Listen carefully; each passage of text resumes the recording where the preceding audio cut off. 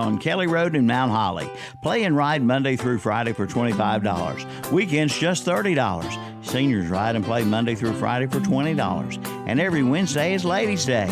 Ladies play and ride for just $15. So make your tee time now by calling the Green Meadows Golf Course, 704-827-9264.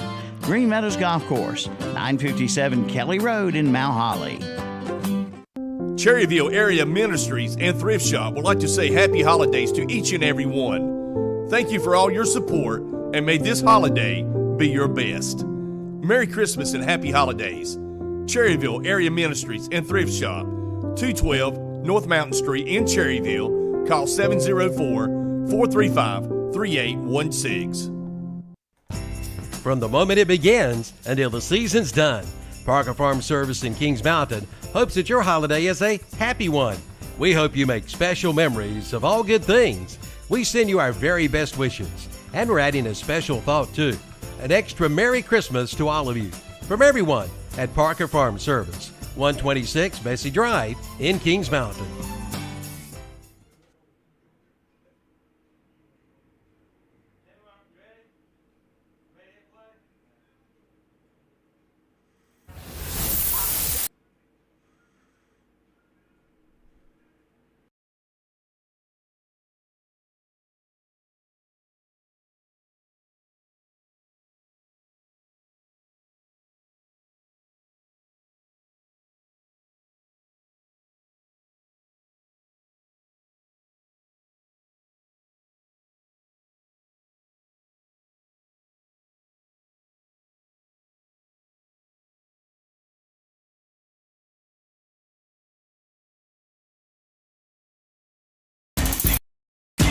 I am the seed of a chosen breed. You don't see too many like me. Cause I am one of the reasons you do what you do when you wanna be me instead of you. Cause I am still on beat, showing love to the streets. Come on, you know me, cause that's who I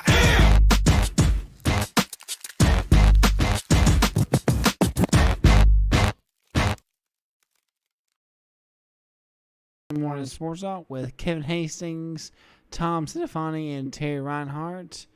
Zach is not here yet.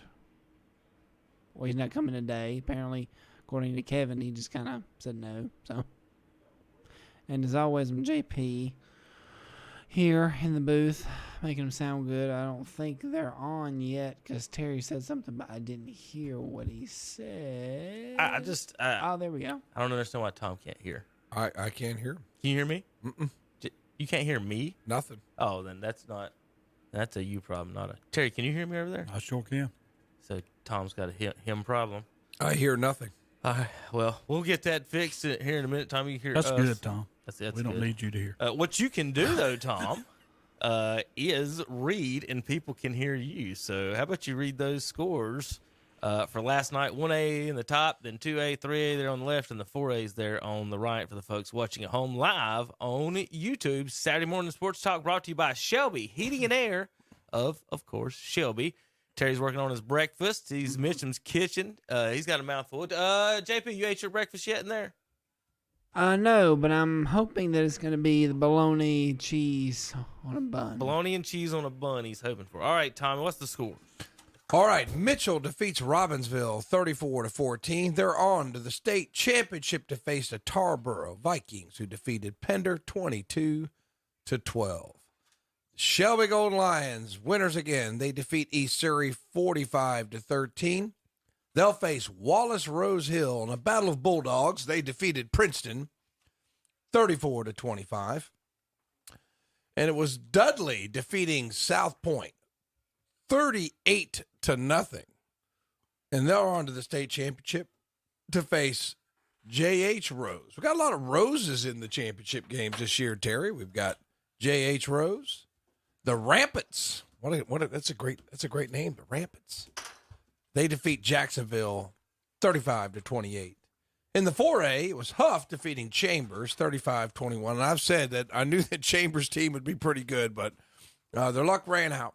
If any of you have not heard of Julius Chambers High School, it was formerly Vance High School and has changed this year. And in the 4A East, it's Cardinal Gibbons defeating Rollsville 36-28.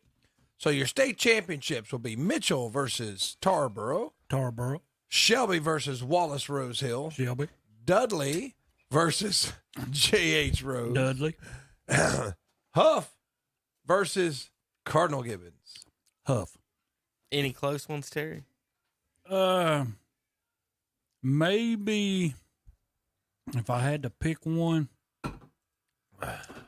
Oh, that's a good question. Maybe Shelby, Wallace Rose Hill. Wallace Rose Hill is pretty good. So I mean, I think that might be maybe the closest. They could score. You know, they could score, and you cannot hang with Shelby if you cannot score. I'm just going to tell you that. I mean, because they're going to score their points. They've got all those wide receivers all over the place. Great quarterback, and I think what doesn't get talked about enough is their offensive line. I mean, they do. That's reversed, Tom. Actually, Chambers, it's reversed on my screen. You know how the Max Pretz puts home on top sometimes and away, and east and west. We're reversing that score. It is Chambers with the win. Oh, actually. Chambers wins. Oh, yeah. So all right. Reverse that one. Well, Chambers wins the state championship. Yeah, Chambers. There goes Terry. 35. Okay, sorry, that was Chambers. Well, like I said, it surprised me a bit that when I saw them in preseason, I was out there umpiring a little adult league baseball, and I saw it. It's like, you know what? We got some cats out there, man. It's like, I don't know who's got to play them, but they're pretty good. And sure enough, they're on their way to the state championship. So Julius Chambers, formerly Vance High School, on their way to the state championship. And as I said, we don't know tremendous amount about the 2A schools. Seen Wallace Rose Hill put up some points, but they better bring their A game to stop Shelby. As I said, that passing game, their offensive line, very good. And let's not forget, they got 3 guys on their defensive line. Talk to their coaches. You got Hamrick, Hopper, that are going to play D1 ball. So I mean, they've got some other guys on that defensive line have done a really, really good job for them. They're really, really tough up front, and I have to like them because I've seen them, Terry. I have to like Shelby against any other 2A team that they come up against. But we'll see. I think it's going to be a good game. Brent Pasco and Jeff Jones will have the call. Shannon's going to go up there and do the tweeting, so we'll have some highlights and such of that game, coverage of that game. So next week, when's coverage going to start of that game? I know it's a 3 p.m. game. All right, so hopefully 2 o'clock, Tom. The way it works down there, it's not like a high school venue where you get there early and get set up. We'll let you in when we feel like it, at what time we feel like it. Good luck getting set up in time for the broadcast in the game. So we're hoping to be started at 2. Now, with no game in front of us, it shouldn't be a problem getting started. The problem probably be in the post-game show. We may have to get out. Now, when you say that, you look around, and this is what's funny about these stadiums. There's 9,000 rooms in these stadiums with a power outlet. And that's all we need. But they want to put us in the radio booth and then rush us in and out. And I'm like, just put it in any luxury suite, you know what I mean? Any coach's box, any room with a power outlet. We'll do our job. We'll leave everybody alone. We don't need all this fancy plug-ins. And so at State, I don't know if you've been the press box is on top. And when I mean on top, it's on top of everything. You're the first one to catch the helicopter ride if there's fire. You're out of there. And you're looking straight down on the field. It's almost like looking at one of those old Nintendo games where that's the view they look. And so you're the camera. I mean, it's the best view in the world. I would not say that. I would say that. And the reason being, if you have good eyes, for a coach, maybe. For the coaches, yes. Maybe. You see everything. But for a fan or a broadcaster, I'd rather be much, much lower. So anyway, they got to take an elevator up there. It's like 5. You got to take 2 elevators. That's how far it is up there. You take one, then get off. Get on another. So anyway, Wake Forest is my favorite. You park right in front of it. You walk in 50 feet in front of the door.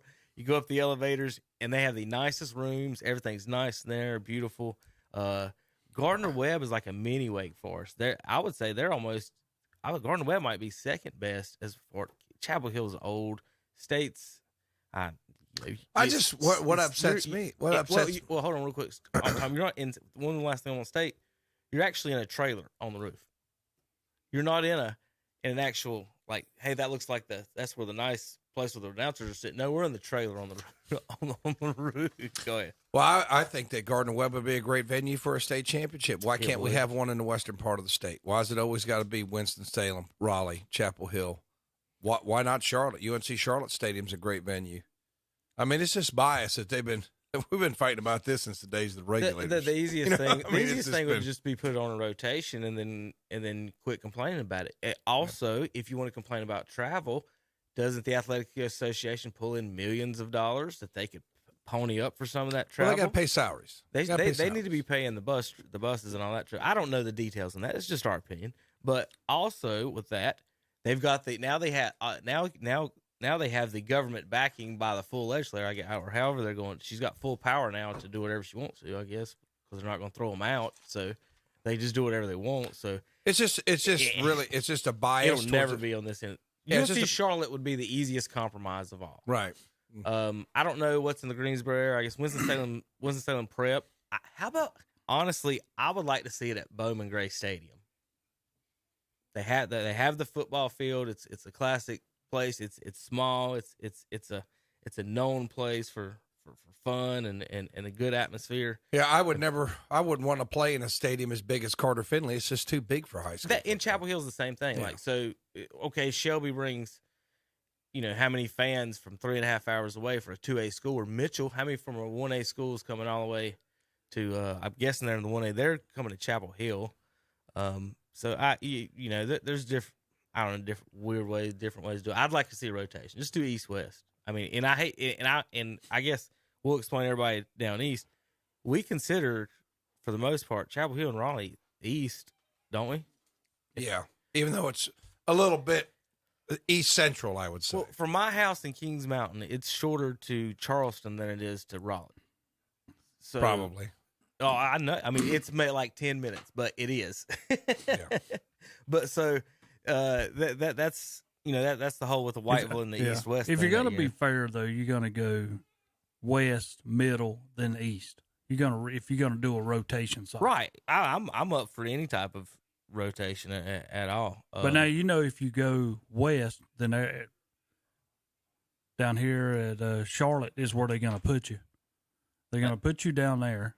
If you go in the middle, they're going to put you at Wake Forest. Mm-hmm. And if you go east, then it's going to be either State or Duke or it'll be State. One of those. Well, now that there's only 4, you can, instead of at 8, you could spread it out across the state and mix and match. But at 4, that would probably be easier just to do the east-west locations and do them at 1 or 2 spots there in the same city. I wouldn't understand why Charlotte wouldn't want to host it, even if Now with the Panthers now having AstroTurf, they could do the 3A, 4A at Erickson and the 1A, 2A at UNC Charlotte. Any of that would be interesting / fun. The only problem I have with it is when you look at this schedule, how come Kenyon Stadium's going 12 o'clock then 7? What's in the middle that's happening over there? Is somebody playing basketball? Go hang out at Franklin Street. There may be, Terry. I mean, that's what I would be thinking. Because they do have a lot of times they do have a Saturday game, and I can obviously pull that up somewhere else. Probably be covered on KTC. Instead of 3 and 7. I mean, you know what I'm saying? How like it's State's doing it 3 and 7. Well, you guys got grass too, right? So even Terry's even got to point out how NC State's got a better schedule for they do. For high school championships than Chapel Hill. I mean, that's how petty State fans are. Weird. We're talking about our stadium over guy, here. Terry. You're so petty. No, State's got a better. I'm talking about the view that you see. From at least at NC State, you got inside. At Chapel Hill, you got to sit outside and freeze your booty off. Gardner Webb University is a great place to hold all the championships. But you got to remember that's you can't go there every year though. That's the reason I like Kevin's where you rotate it. The state likes privates. They give out vouchers and all this stuff. They like that stuff. So I mean, what's the big deal? I'm just saying that you want something nice and small. That's what I would look for a venue. Something that doesn't seat 60, 70,000 people. It's dumb for It's stupid. All right. Let's see. Basketball star this week. We'll have that coverage coming up here in the next few weeks. Next Saturday, Shelby and Wallace Rose Hill. One more time, final scores. Roseville falls to Mitchell, 34-14. That sets up the purple game in the 1A. They'll play the Tarboro Vikings, who won 22-12 over the Pender Patriots. Tarboro. Shelby Golden Lions 45-13 over East Surrey. Wallace Rose Hill Bulldogs 34 over the Princeton Bulldogs 25. Shelby. Dudley 38-0 over South Point Red Raiders. That's the Panthers of Dudley. They'll be playing the Rose Rampants, who won 35-28 against Jacksonville Cardinals. Dudley. Yeah, Dudley strong. And the Chambers Cougars, who beat Huff 35-21, will be playing Cardinal Gibbons Crusaders 38-26. Chambers and Cardinal Gibbons will be at Carter Finley Stadium 7 o'clock Saturday night. Dudley and Rose will be in Chapel Hill 7 p.m. in Chapel Hill. Wallace Rose Hill and Shelby will be playing Saturday 3 o'clock in Raleigh at NC State, and then Mount Mitchell Tarboro will be playing 1 o'clock noon. Not 1A championship 1 o'clock noon. What am I talking about? 1A championship at noon in Chapel Hill. Again, Mitchell Tarboro, Shelby Wallace Rose Hill, Dudley Rose, and Cardinal Gibbons and Huskies. Terry, what is a rampant? Do you know? Did y'all go over that last We can look Saturday? it up. No. I want to say one other thing. Didn't you say Gardner Webb's private? Haven't they had state championships at Wake Forest? Yes, they have. Wake Forest private. Yes, they have. They've set a precedent. G-Dub. G-Dub, baby. They have. G-Dub, 2020, 2022. G-Dub. I'm all in it. I'd say come to App, but it's too cold in December. And why don't bring a little money to a town that needs it? I mean, they got enough money in Raleigh and Chapel Hill, do they not? They got all that Yankee money from Connecticut, New York, and all that. Give us a little bit. Well, we'll be back here in a few minutes. We'll talk NBA on KTCBroadcasting.com. Here's some good news. It's 2 for 1. Two good companies have now become one great company. Hopper Heating and Air in Shelby and Shelby Heating and Air have combined their businesses to become Shelby Heating and Air. David Hopper invites you to call on them for all of your heating and air conditioning needs with name brands like Carrier and Goodman, plus complete service and repair. Shelby Heating and Air and Hopper Heating and Air. Now one. Give them a call at 704-487-7877 today. It's the most wonderful time of the year. The City of Kings Mountain will present the Home for Christmas Parade, Saturday, December 4th at 3 p.m. in downtown Kings Mountain. Over 100 entries are expected for this special parade, including the jolly old elf himself, Santa Claus. Kings Mountain native and cat country Sarah Lee Owensby will serve as Grand Marshal. After the parade, the City of Kings Mountain will host Home for Christmas Celebration, which will include historic carriage rides. Just make your reservations. A downtown artisan market, Winter Wonderland attractions, the Mayor's Fantasy Light Show, and Costner's Christmas Lights Extravaganza at Patriots Park. The Home for Christmas celebration will take place from 5:30 till 8:30 p.m., December 4th, 11th, and 18th as well. You don't want to miss it. The Home for Christmas in Kings Mountain. For more information, go to kingsmountainchristmas.com. May the true spirit of Christmas shine in your heart and light your path. This Christmas wish from everyone at Moss Realty in Gastonia, wishing you a season that's merry and bright. May this Christmas season be full of light and laughter for you and your family. We wish you peace, joy, and unconditional love at Christmas. This Christmas wish from everyone at Moss Realty, 945 North New Hope Road in Gastonia. Online at mossrealty.com. Vicky's Grill in Cherryville would like to say Merry Christmas and Happy Holidays from their family to yours. For you at Christmas time, a wish for happiness, warmth, and love. Vicky's Grill, 119 South Mountain Street in Cherryville. Call 704-435-4782. Merry Christmas from Vicky's Grill in Cherryville. For all of your printing needs, see Modern Printing of Cherryville. Get your full-color business cards at Modern Printing of Cherryville, along with your full-color brochures. Get multicolor letterhead and multicolor envelopes. Just call 704-435-6112 or email at modern_printing@ymail.com. Modern Printing, located 902 East Main Street, Cherryville. Open Monday through Friday, 8:30 a.m. till 4:30 p.m. That's Modern Printing of Cherryville. Join Milton Baker for the West End Sale Swap Shop, Monday through Friday on Carolina Country, WCSL, Cherryville, Gastonia, 92.3 FM, 1590 AM, and online at kdcbroadcasting.com. And we're back on Saturday Morning Sports Talk with Kevin and the gang. They're probably talking about football. Y'all talking about football? Y'all talking about something else? Good morning, JP. Good morning, Terry is here in his Terry. Q Tucker jersey. I can hear now, Terry. For the first Some time in kind weeks. you be messing with my volume, Tom. Look, I control this volume over here. I'm just glad I left you speechless with my last comment. That's always good to watch you sit there and look at the microphone. Yeah. Nothing to say. Well, it's college football championship Saturday. It's NFL week 13. It's NBA. They've already played Cowboys 22. We're a quarter of the season through. Doesn't seem like it. It's not even Christmas NBA yet. and Yes. the Cavaliers have won 4 straight. They have. Good job. I'm about to pull those standings up here for the folks at home that want. Got to have something to be happy about in Cleveland, Terry. I understand. The baseball team's trying to get rid of everybody. I guess we're going to talk about the lockout, and then the football team's in the toilet. Well, So I'm the glad they're having a basketball team's lockout probably- now, though. That's my favorite thing. All right, in the East, now this has not been the case the last few years, but Terry, now we have more teams in the East over 500 than we do in the West. Yeah. And I don't know why or how or what to explain.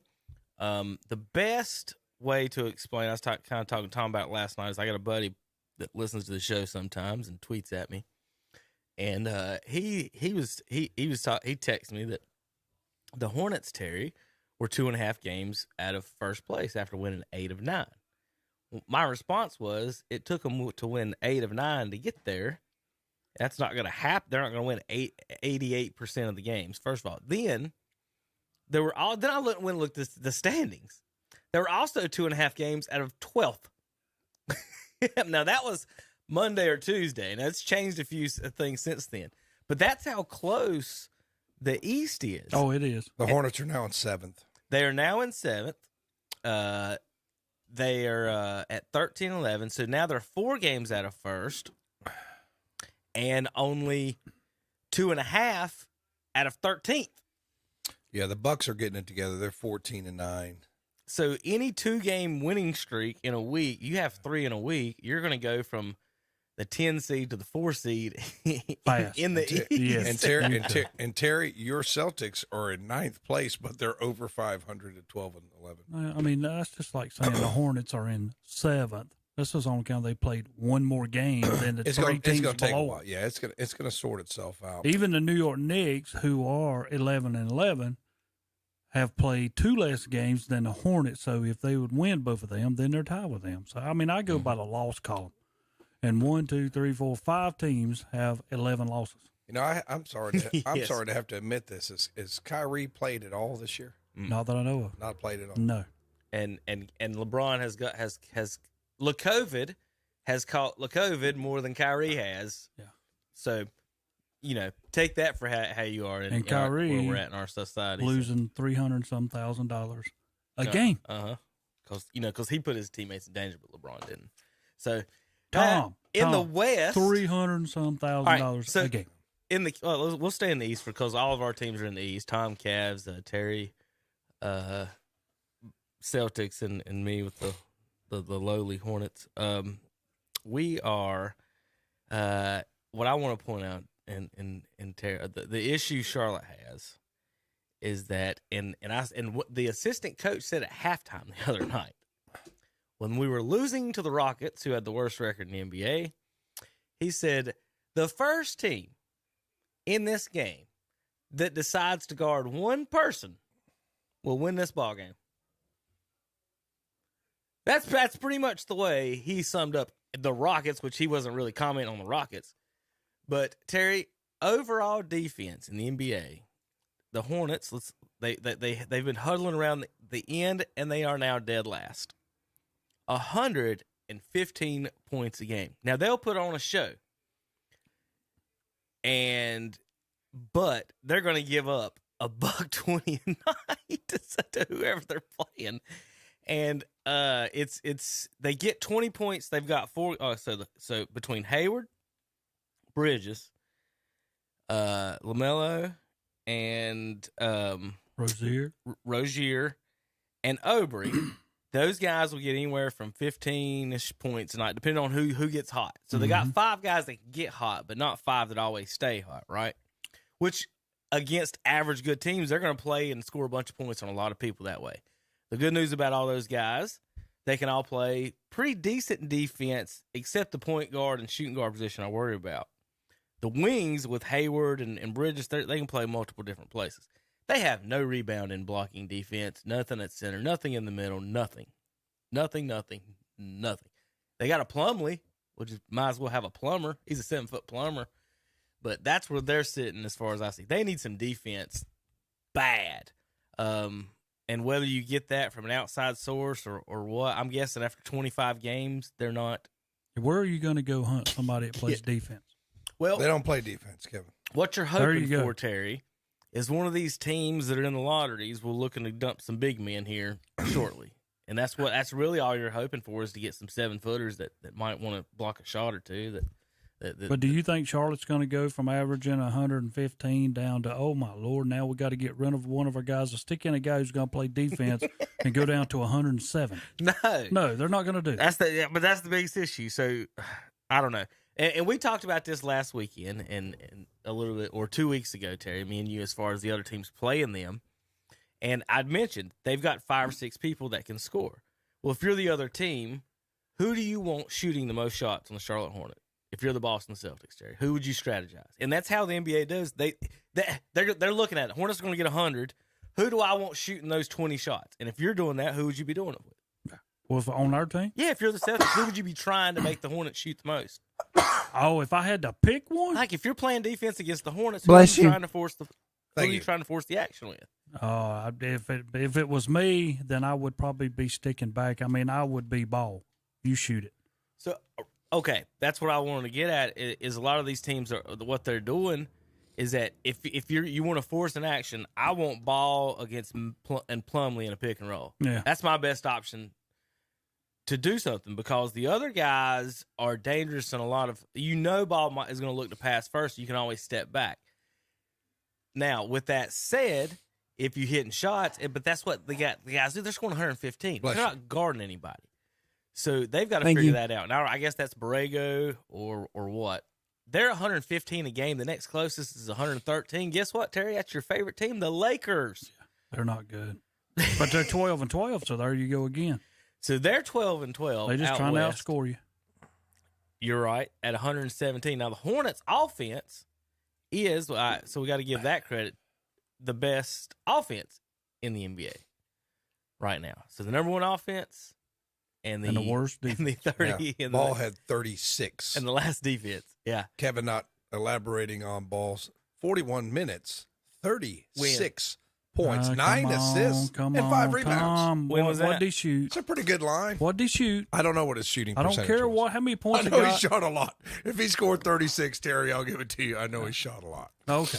I want to know what he shot. When was that? That was that wasn't last night, was it? It might not be, Kevin. No, it was Wednesday. It was against the Bucks. He had 36 and what was the final in that one, Tom? The final was 127-125. Bucks win. Again. Yeah. That's our point. See, but my point is you just totally discredit the kid. I mean, when he had a good night, at least say, yeah, he had a good night. But we just got through saying who would you want shoot, because we want Ball to shoot. If you want a guy to shoot and he scores 36, that's not a great strategy. And you still got beat. Tom, if you're playing a Russell Westbrook team, do you want him to shoot the most, or do you want Kevin Durant when he was on his team? I understand what you're saying. When you have Russell Westbrook, the point is it's not Ball.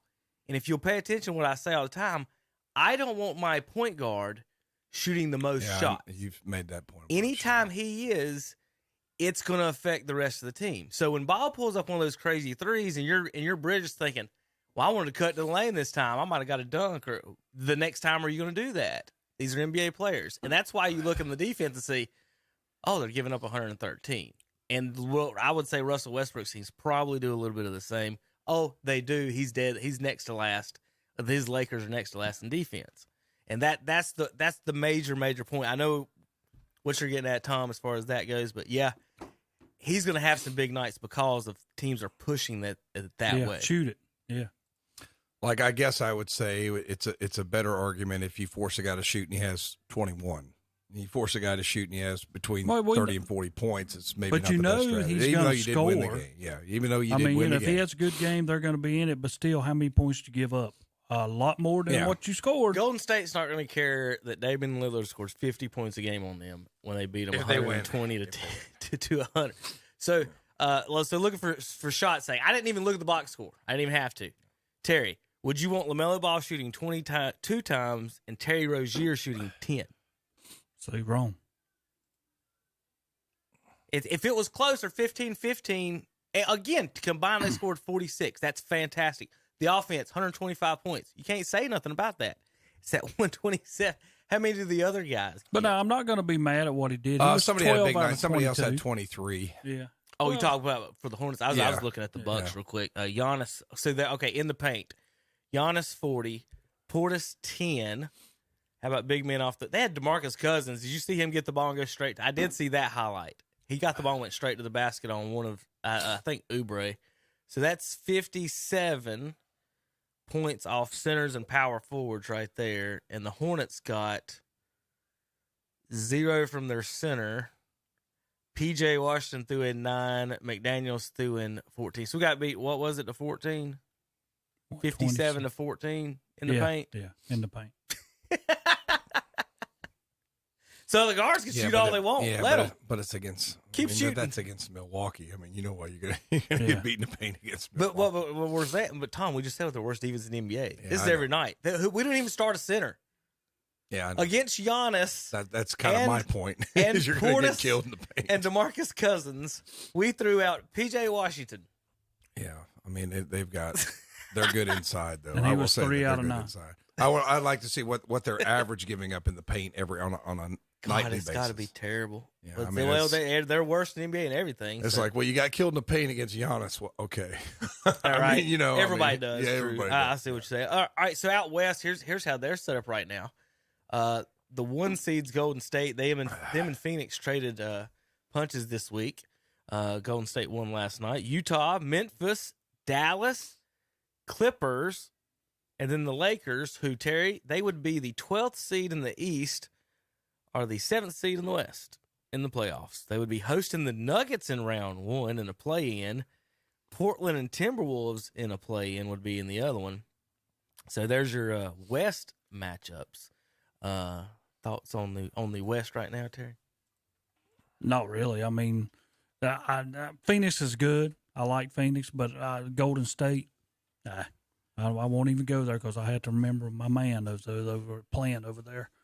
And he only had 9 points, 9 rebounds, 9 assists, 6 steals, 3 blocks last night. Is that his weekly total? You know, I'll take a guy like that. Hey, that was a good one, Tom. I'll take a guy that does that every day. Where's the rim shot weekly on that? Well, speaking of guys that do the guys you would take, the types of things that they do, how about I'm going to show you a dunk this week that I thought was fantastic, of course. Let's see. Terry, we're going to pull this up after the commercial because YouTube it is ridiculous now with this stuff. All right. So Get the premium account, Kevin. is that what it is? Got to pay Premium account. You don't have to do that anymore. Of course, I don't have it. Oh, there you go. So talk the junk there. No. All right. Now, Terry, would you rather have the guy that can do this? Let me get some. Well, that's a poster. Let's watch this again. That might have been a charge. He's there. Tom, they called it a charge. Okay. Yeah, that's what it should be. No, it should not be. Yeah, it should be. Well, I'm outside the paint. I'm making a rule. Outside the I'm little making a area. rule amendment. Whether that's the rule or not, if you can dunk it, it's not a charge. See, here's the point. He likes to make up his own rules. Yeah. Because watch this. I just asked him. That's what the rule that I would change it. I can't even dunk, Tom. I'm talking about somebody that can't dunk. If you get there, now watch this. By the time Anthony Edwards leaves his feet, he is not. The other guy's not set. Yeah, he's set. No, he's not. They get there at the same time. It's bang bang. And my point is, whether or not he's set before contact, I don't care. He is in the air, and then you got there. And Tom, look where his hands and his head are. I know. If you do that and dunk it, and you call an offensive foul, that is not an offensive foul. It is foul in every manner. What you're saying is you're subtracting from the entertainment value of the NBA. No, kind of, sort of, but I really don't want to go there. My thing is always has been, if I leave my feet and then you get there, he put his hand on his head so he could jump higher. I've gotten charges that way, and I always thought it was cheap. Yeah, Terry. I always thought it was cheap by getting that charge that if I get there, just because I got to that spot, and then you're in the air and then get there, you've already left your feet. You can't do nothing. I don't like that. And then the fact that if I can dunk it, then what are we talking about? It is an offensive. I scored. I dunked it. Now, would you rather have a guy that does that, Terry, or a guy that does this?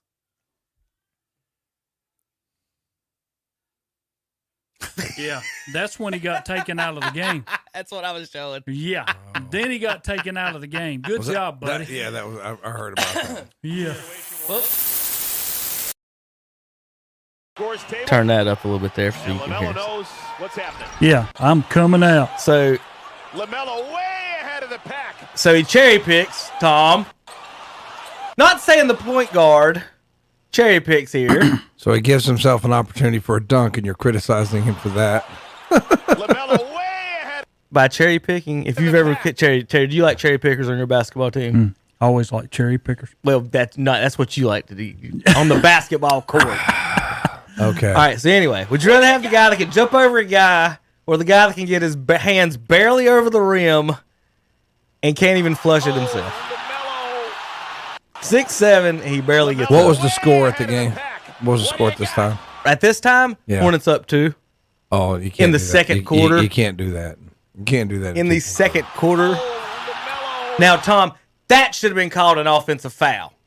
No, not what Anthony Edwards did. That should have been called an offensive foul. He definitely should have got pulled out of the game, and that's one of the where his youth shows. You can't do that, son. And he did the right thing. The coach did the right thing. You take him out. Yeah, you take him out. Come on, buddy. Yeah, I mean Terry does have a high school mentality with professional athletes, but yeah, you got to come. Yeah. You got to come.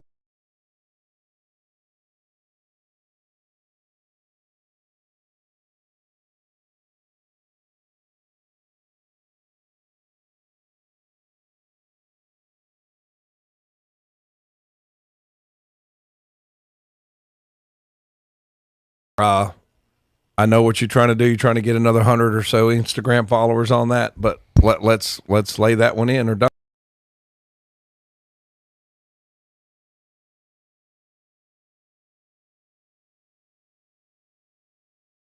But I understand what he was trying to do. He's trying to entertain, just like the other dunk you said, Kevin. It's entertainment.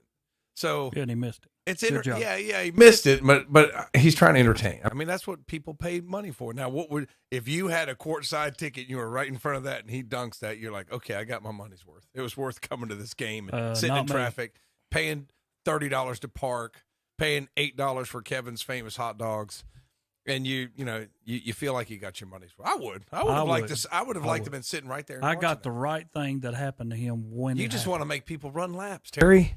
You probably make him do burpees before I got back in the game. Do 10 burpees or you can't go back in the game. Take him out. I want that guy. That's what I want to pay to see. Tom, yes, I would. Tom would pay agree. to see the worst dunk contest ever. Apparently, no. No. In all fairness to you, which I don't like being fair to you because you're never fair to me, okay. But that I would be if that was my team, I'd be extremely upset that they called a charge on that. I would be. I would be throwing something at the television. But as an impartial judge, as a third player, there's no way. As a third party, look at that, and that's a charge. It's a that charge. guy took a knee in the face. No, he did not take a knee in the face. He took something else in the face. Yeah.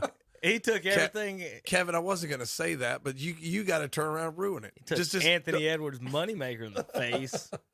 That's terrible. You're a terrible person. And he put his hand on the back of his head while he did it. Just to get greater elevation. His hand Kevin. Oh my gosh! You're in a whole league of terribleness all But to y'all yourself. talk to me about entertainment value, Terry. They're entertained by bouncy ball and missed dunks and flashy hair. I want that. Who said? But now I'm gonna be honest. I His said if he hit the dunk dunk, it's entertainment is a whole lot better than Ball's dunk. because he actually made the I dunk. mean, it is. No, Terry. he didn't. It was a charge. Yeah, Boy, which it was a Both charge. of them didn't score Here's points. Terry states the obvious. A made dunk is more entertaining than a missed dunk. Boy, that you're really a Inspector Gadget over there to Yeah, figure that's that one right. out, I don't know. Terry. He lights somebody on fire. Get God very almighty. entertaining. All right, let's All right, so real quick, we'll go over to the stats department, and then we'll transfer over to the college basketball game before we get into our bad picks and NFLs from a couple weeks ago. Let's see. We've got You don't have bad picks. We didn't have. from 2 weeks ago that we didn't get to play. Who We won didn't get last to week, do Terry? that. Who You won? did well, Tom. Did I? On Yeah. both. You Well, won I both did- of them. So you guys You did double you win. guys did a good job recording the video. What you didn't do was hitting the button that put the audio on the video. So We didn't It was mind. 2 hours of Hey, of Kevin. this. We Kevin, didn't- we if you're didn't. gonna if you're I gonna know. take a sick day, that's on you, buddy. I know. That's on you. Well, it's not. I it's- did the best I could. No. You've been training for how many years? Me? Not you. The dodo I can't see behind the screen in the other room. The voice from the other room. All you had to do was text me. Well, yes, I understand that. No, it was. I should have clicked on it. It's. I'll take 10% of blame. 90% is on the engineer. You know, 10% is usually double the blame he usually accepts. Well, there you go. It's usually about 5% of Well, the there blame you in any given situation. Oh, there you But go. I'm glad you're taking 10% on I'll this. take 10 on that. All right. So, scoring leaders, Mr. Durant is leading the NBA in scoring on 19 shots a game. Giannis is second with Steph Curry, DeMar DeRozan, Trae Young, Nikola Jokic, Paul George, Zach LaVine, Luka Doncic, Jason Tatum, Anthony Davis, Morant, Anthony Towns, Donovan Mitchell, Jimmy Butler is 15th. Anthony Edwards down at 18, 22 a game. Russell Westbrook at 20. LaMelo is right at 20. Him and Miles Bridges. Miles Bridges went from 27 a game the first 2 weeks down to 19. So again, Terry, looking at them, you've got LaMelo taking 17 shots a game. Miles Bridges taking 16 shots a game. Terry Rozier taking 15 there, all in the middle, scoring about the same, kind of rotating around there. And I guess whenever Gordon Hayward feels like he wants to play, he comes out there and takes a couple of shots. But anyway, you've got Hornets players shooting 17 a game and Durant shooting 19. Kevin, can I ask you a question? Yes. When I'm going to the game next Wednesday, am I going to get in the press section or just like regular people seats? Regular people seats. Is it regular people? Yeah. Because if it wasn't regular people seats, I would actually walk down and apologize to LaMelo Ball for the way he's treated on this show, which is a Hornets affiliate. What?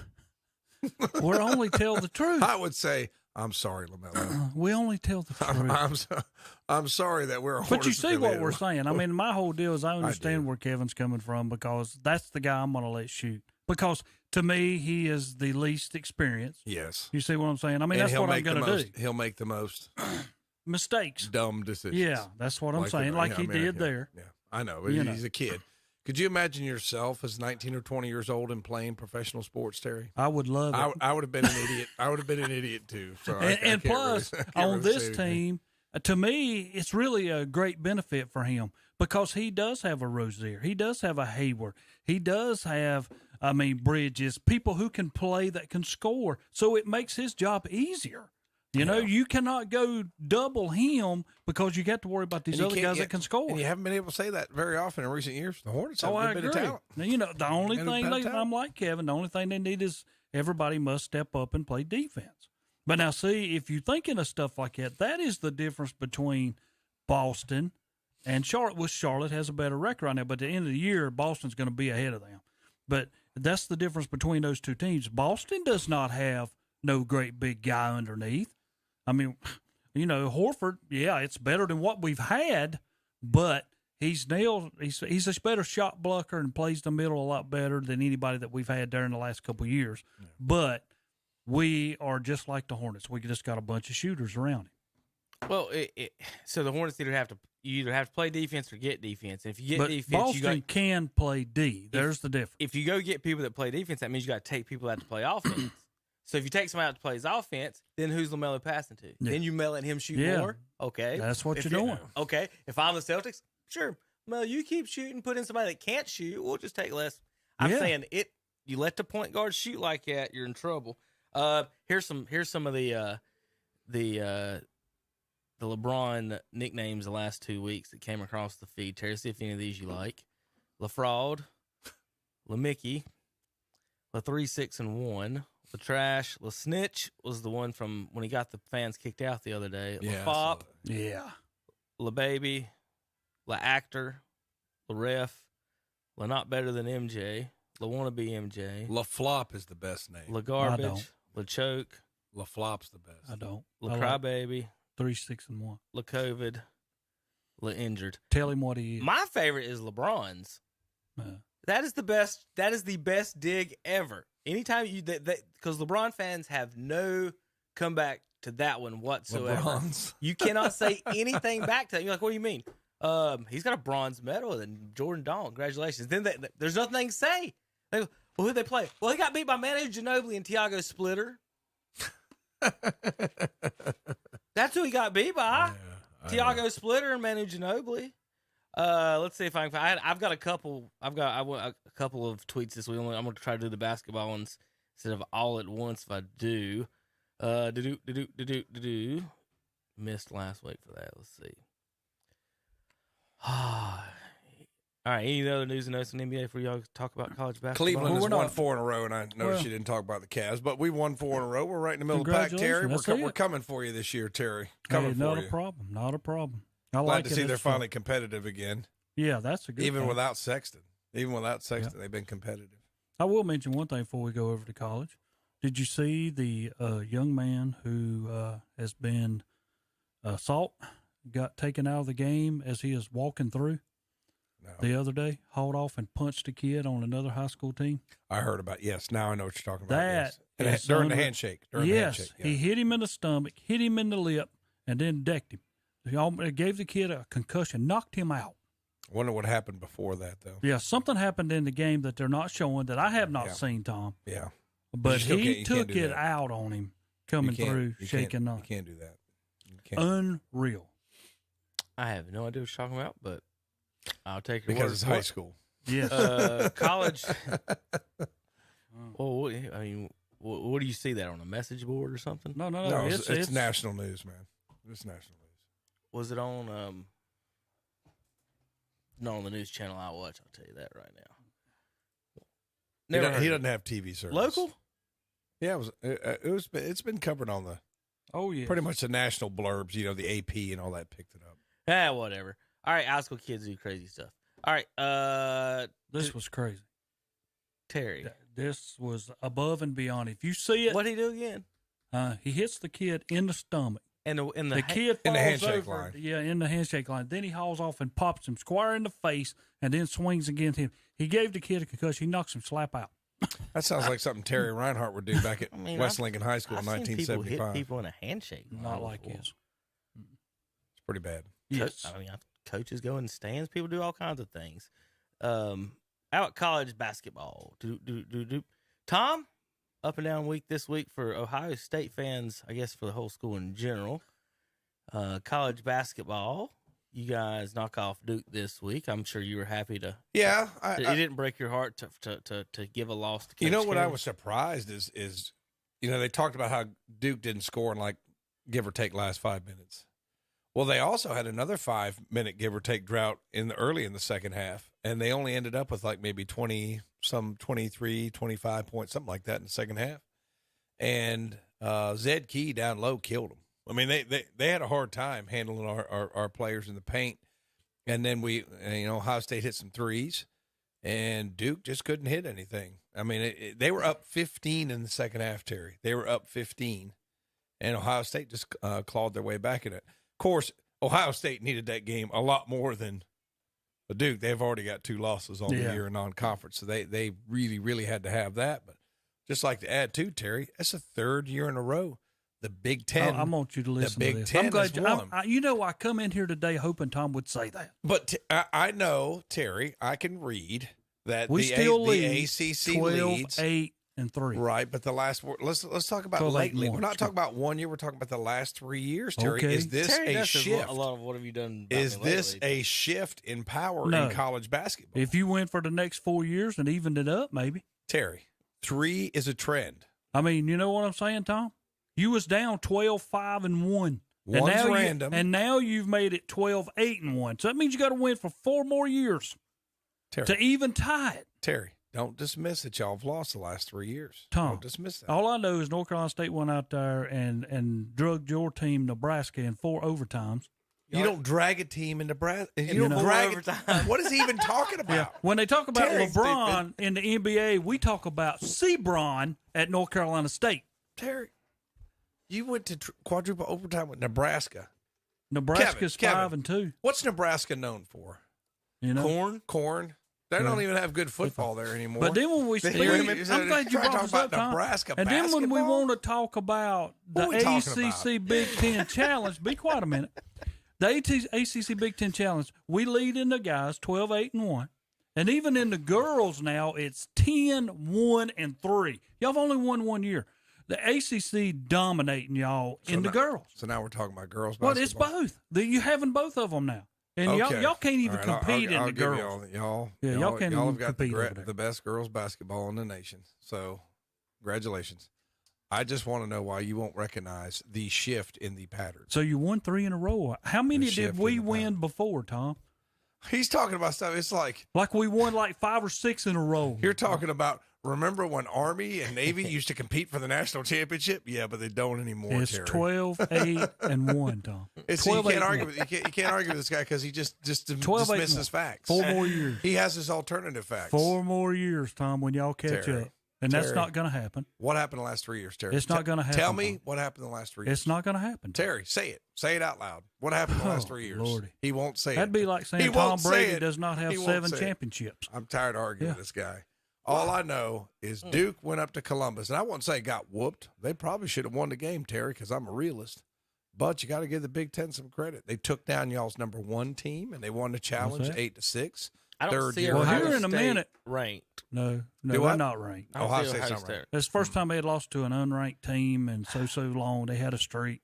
It stopped. Ohio State was ranked at one Yeah. time, though. They got beat by Xavier. Well- Somebody else beat them. What this does is at least /prove /solidify help my argument. My biggest thing against Coach K and these college coaches in general is half their wins, even in football, the greats, are against teams that have no chance of beating them. So you sit there and count your wins. So if he's got 1,000 wins, well, 500 of them are against St. Mary's and St. Bonaventure and Gardner Webb at home because he won't even go on the road. And then when he goes on the road, what happens, Tom? Got beat at Ohio They State. get beat at Ohio. He gets beat, and most of his, and he won't even go on the road and play most years. If they do go on the road, it's these neutral games, and so Well, he beat Gonzaga. I would say 90% of his wins are in a controlled environment. Where'd they play Gonzaga? The Bahamas or something like Vegas. that? Las Vegas. See? Yeah. But, I mean, it was closer to Gonzaga than being all the way Terry. in North Carolina. Terry, do you have any idea of geography? You know? That Las Vegas is nowhere near Spokane, I know Washington. that. It's But nowhere near it. It's I mean, closer it's not even. to them than it is all the way I'm sure the back. flights are close to the same. Spokane and Las Vegas, that'd be like driving to Atlanta to New York City, Terry. It's not even Oh, close. Lord, that's not even what I'm talking about. Yeah, Tom. you are. You're saying, well, it's a lot closer. It It is doesn't matter. closer to Gonzaga. But it doesn't matter. They both had to get on a plane to get there, Terry. It's not.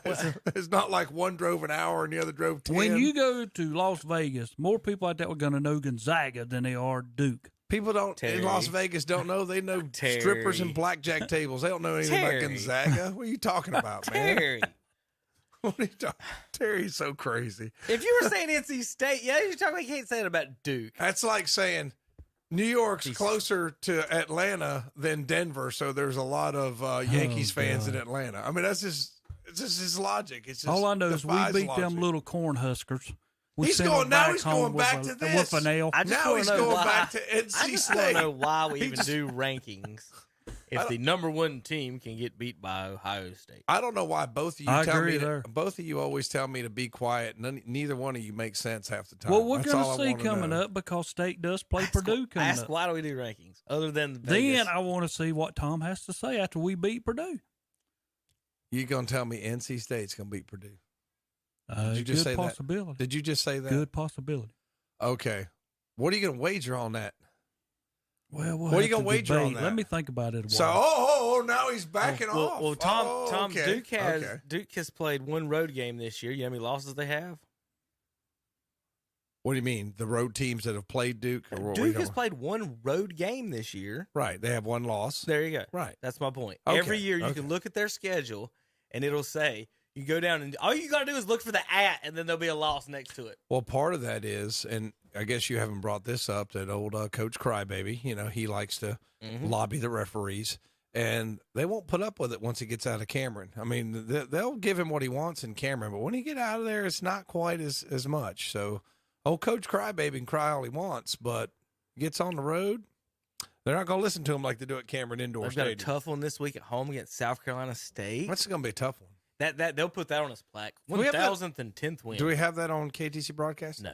No. Then they got a tough one against App. App. We'll give them a good one. Is that Cleveland, college? Cleveland State. Yeah, Cleveland. The Vikings. They'll man. play them. Yeah, Cleveland State. Is LeBron playing for before Cleveland the State? ACC schedule. They start their Cleveland schedule State. late. So they play one road game the whole year out of conference. Out of conference. Yeah. And they lost it. It happens every year. There's your Duke basketball. But We're I so tell you, good. Ohio State played well. I don't want, we give a lot of credit. Just Duke sucks on the road, but I think Ohio State played. Now, can they keep that up? I don't know. They got Sewing, who's one of their good scorers. He's been out, so That's a they're good get some W. players back. But that is a Good good. W. You know what? You know when that win's going to matter, Terry? That win's going to matter on Selection Sunday. Yeah, You know, well, that's I mean, when that matters. you sit there and you think about what happened, and really it counter-reacted because when Michigan went down to Carolina, Carolina beat them like a drum. Michigan's not that good. They were getting drilled by. They were getting drilled by somebody else. Seems like us. Terry, I could write on your NC State football tiebreaker scenario sheet now. We won't need that. No, we don't need that no more. I'm still waiting on the wager that Terry's going to put on NC State Purdue. All I know is Where are they playing that game? Michigan. Where are they playing that game? Purdue and NC State. Where's I the game think being it's played? in Raleigh. I'm not. Don't quote me on that. I'm I still think waiting on your wager. You let me know what you're going to wager, Terry. So last On your year, Wolfpack. Duke didn't even instead of LeBron, we got Sebron. Just remember that. last year Duke didn't have a single out of conference away game. The year before, I guess this is the Big Ten Challenge. They played at Michigan State. Is that right, or did they play that at a neutral site? They won that game, so they're 1-1 in the last 3 years on the road. No, Terry. Big Ten Challenge is always home and away. Okay, so that was there. So looking over at 2019. No, that's old. Okay. I've done talk to him. They didn't play the year before, Terry. So 4 years, 1-1 in the last 4 years, Tom, and out of conference road games. I mean, this is fun to do this. People, they don't show this stat on Sports Center. Hey, they played one back in 2017, But they won it. and they won. So they're 2-1 in the last 5 years.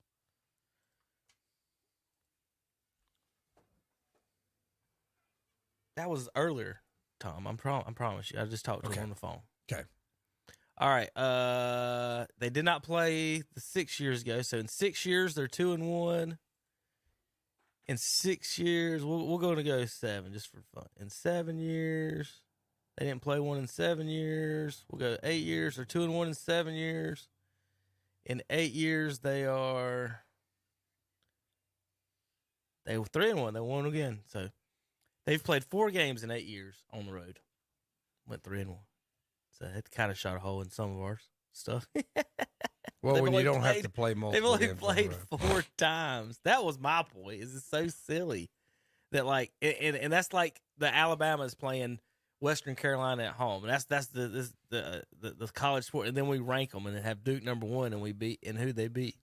And so they didn't play the year before that. So 9 years.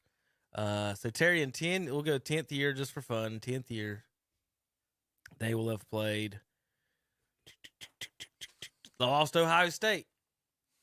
3-2 in 10 years on road games. Both of them to Ohio State. What? You call him. I'm not calling him. Okay. I've got a radio show to do, and I do this every Saturday, and I'm doing this. So, JP, we'll take a break, and we come back on KDCBroadcasting.com.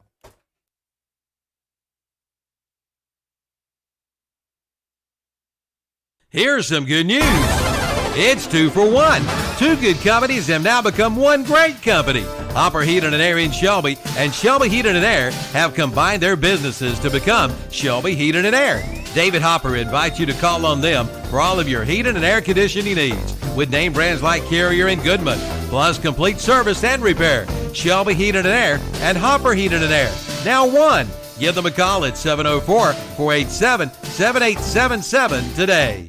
Get a great deal on versatile Kubota equipment today, like Kubota BX and L Series compact tractors, part of our under 100 horsepower tractor lineup rated #1 for reliability, Z Series mowers, and Sidekick utility vehicles. Stop by your local Kubota dealer today. Bring home the Kubota BX 2380 tractor for 0 down, 0% APR for up to 60 months, now through December 31st. See us or go to KubotaUSA.com for more details.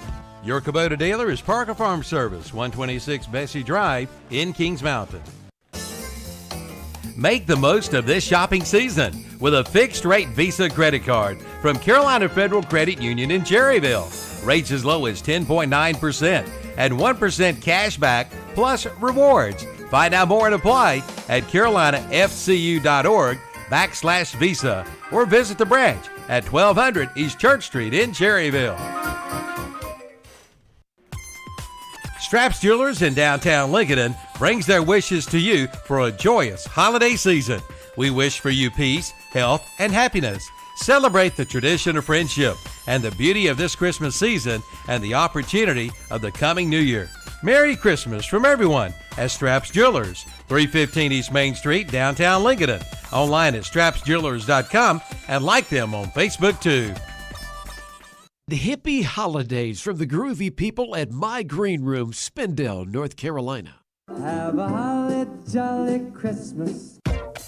Make this holiday season more holly and jolly by including My Green Room, 195 West Main Street, Spindale.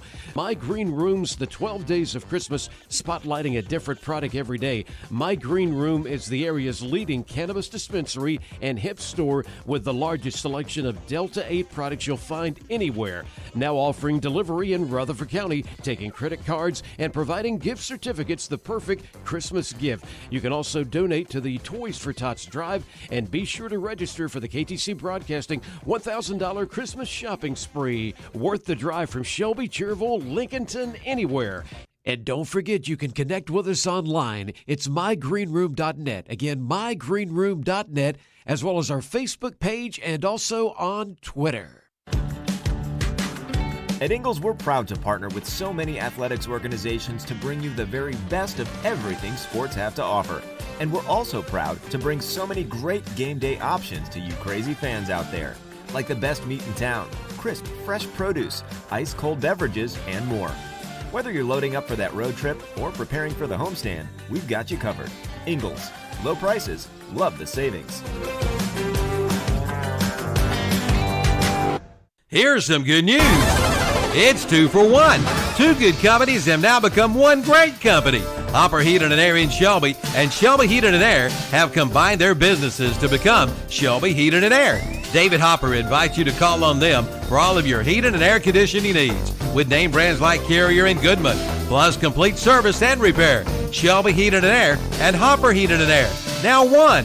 Give them a call at 704-487-7877 today. It's this Saturday, December 4th, the Falston Women's Club Small Town Christmas and Christmas Bazaar. Hi, I'm Calvin Hastings, and I want to invite you to join me and Captain Ron as we broadcast live from 9 a.m. till 2 p.m. during this special event. We'll be set up next to Jumpin' Jed's in downtown Falston. Captain Ron will be providing Christmas music up and down the streets of Fallston. Small town Christmas vendors will be set up from 9 a.m. till 2 p.m. at Above the Bar, the Stamey Event Center, and Oliver's Hardware. The Pinto Bean Lunch will be held at the Fallston Baptist Church Life Center from 9 a.m. until 1 p.m., hosted by the Fallston Women's Club. Carriage rides from 9 till noon, plus snack trucks all around town. See the dancers from Above the Bar at 4:30 and carolers from Burns High School at 5:15. And the Christmas lighting ceremony at 5:20 in the park at the gazebo. So plan now to be there during the Town of Fallston Small Town Christmas this Saturday, December 4th. Nose to tail and wall to wall, the big trucks keep coming in at Hendrick Appliance and Mattress Center in Shelby. Unloading appliance after appliance. There are plenty of scratch and dented appliances, washers, dryers, refrigerators, freezers, and more. So come get yours today, just in time for the holidays, at Hendrick Appliance and Mattress Center, located at 1241 East Dixon Boulevard in Shelby. On the right going down, on the left going up. Classic Volkswagen of Gastonia presents their Sign Then Drive sales event going on right now. Right now, pay no money down, make no security deposit. The first month's lease payment's $0 and pay no money down at signing. Come in for all the details. Don't miss it. The Volkswagen Sign Then Drive sales event at Classic Volkswagen of Gastonia, 4417 Wilkinson Boulevard in Gastonia. Online at classicvwgastonia.com.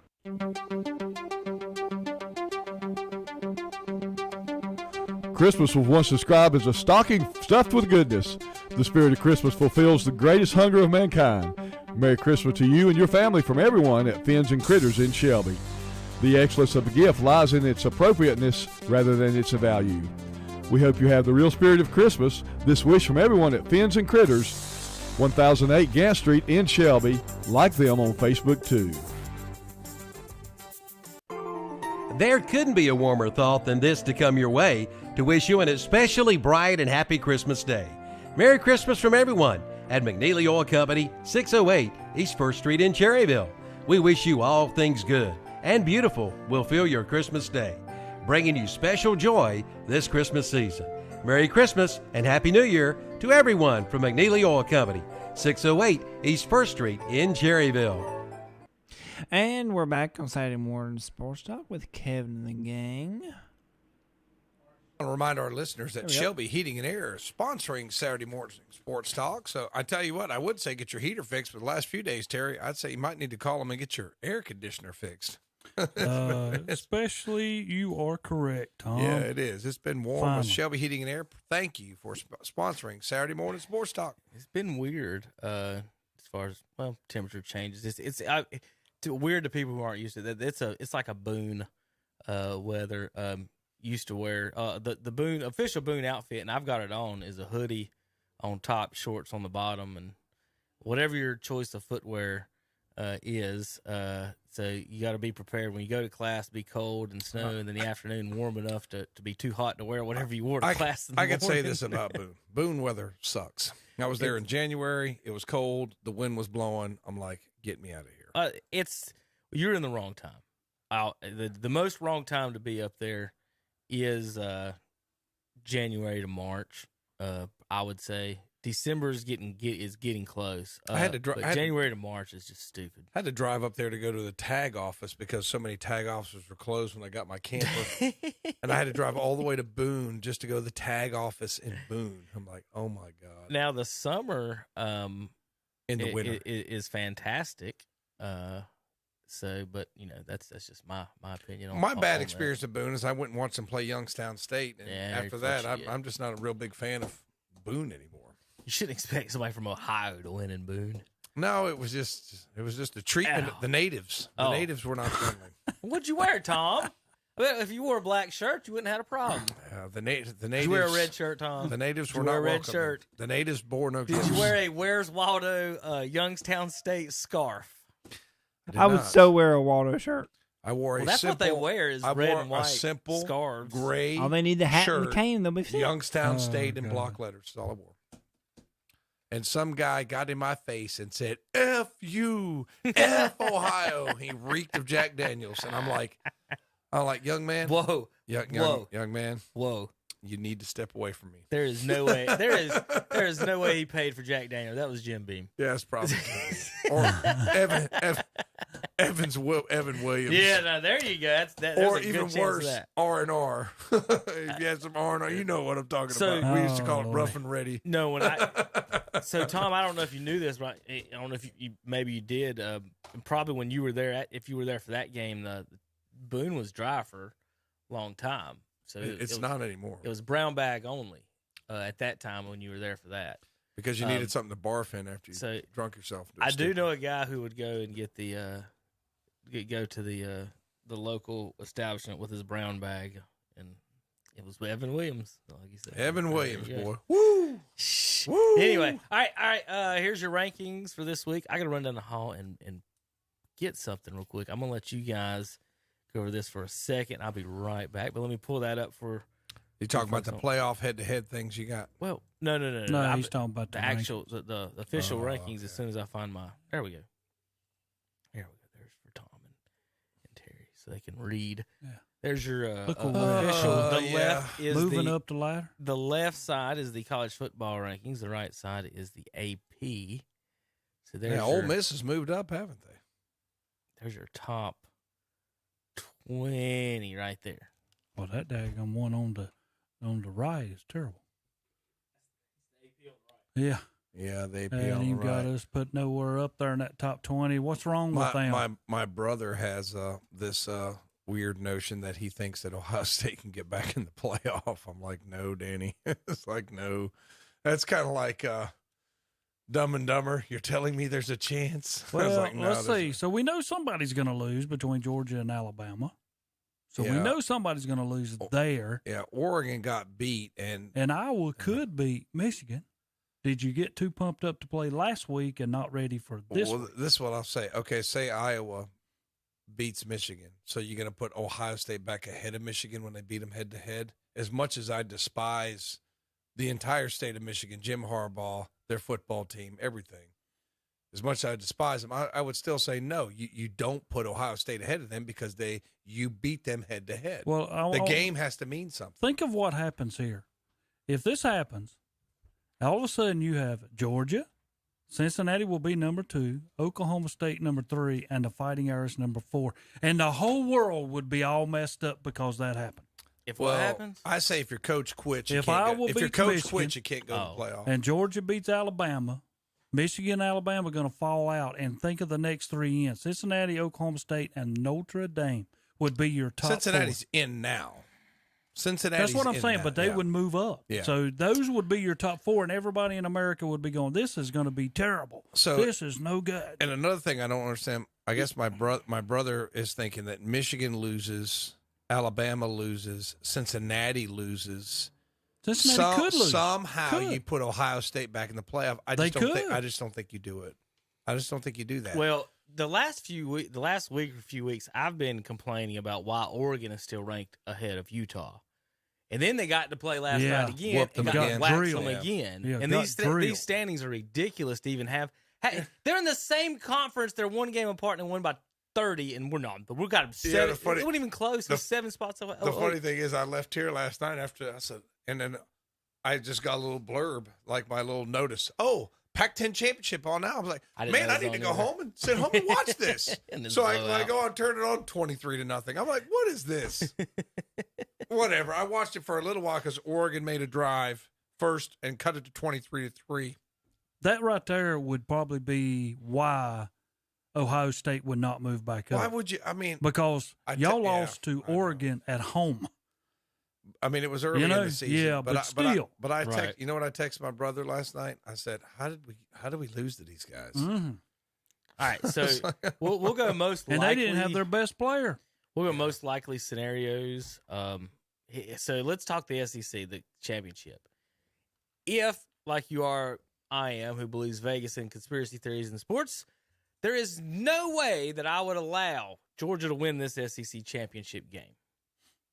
Yeah, Alabama's going to win, y'all, and Georgia and Alabama both going to be in. Because you get what, $1 million or $1.5 million to the or whatever it is to the conference. I mean, y'all know as much as I do, but the way they're building this up, Alabama's going to come out with like a 3-point victory. They both get in if Alabama wins. Yeah. That's what the SEC wants. And that's what the powers that be want too. So, the powers that be they want Alabama. Little Nicky. And how they want Alabama Little Nicky in there. can even think that they should be in it when Auburn put a choke right on their neck and just pulled it tight at the end. So Texas A&M, an average Texas A&M team beat them. So Auburn should have never lost. A bad LSU team took them to the brink. So, okay, I'm going to give y'all the scenarios, and we'll give y'all's Final Four, y'all's opinions on where they go from there. And we're only basing this on, and you can do however scenario in your head you want, ifs and buts. I want you to pick them and say, this is what I think will happen. Georgia beats Alabama. Means Georgia's undefeated, knocks Alabama out. Yes. From that scenario, Tom, who do you have then in your Final Four going forward, and what do you think the rest of the weekend will go? If Alabama loses, you got to put Oklahoma State in there. Notre Dame does not get in regardless if I'm on the committee. I mean, that's just, you know how I feel about them. Who's Notre Dame playing this weekend? Who's Notre Dame playing this weekend? I don't think they play. Nobody. Right. That's my point. If you're scared to play in a conference championship game, or like Ohio State, every other year you got to go to Michigan. Every other year you got to go to Michigan State. Every other year you got to go to Penn State. When you're not in a conference, you pick and choose. I'm sorry, Notre Dame does not get in regardless until they join a conference. So eliminate them. Oklahoma State, and then I don't know if I'd even put Ohio State in there. I mean, I didn't say what you would do. I said, what do you think is going to happen? What do I think is going to happen? Yes, Oklahoma State. Oklahoma. Okay, that's let's back up. Okay. Georgia beats Alabama.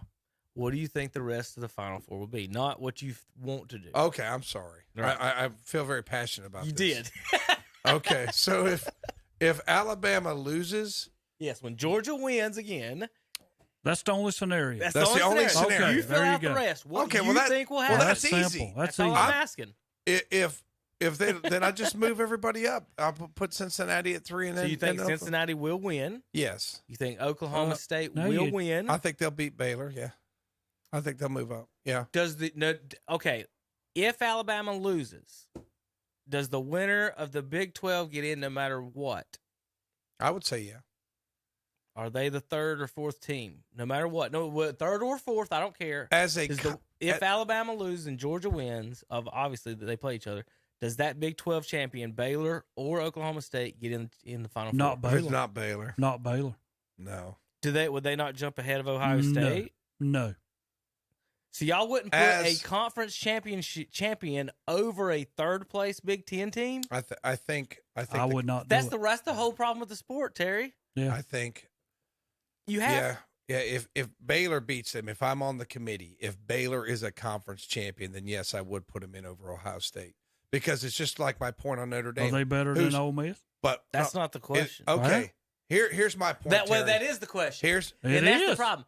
Is it? And that's always been the problem argument in college football. Yeah.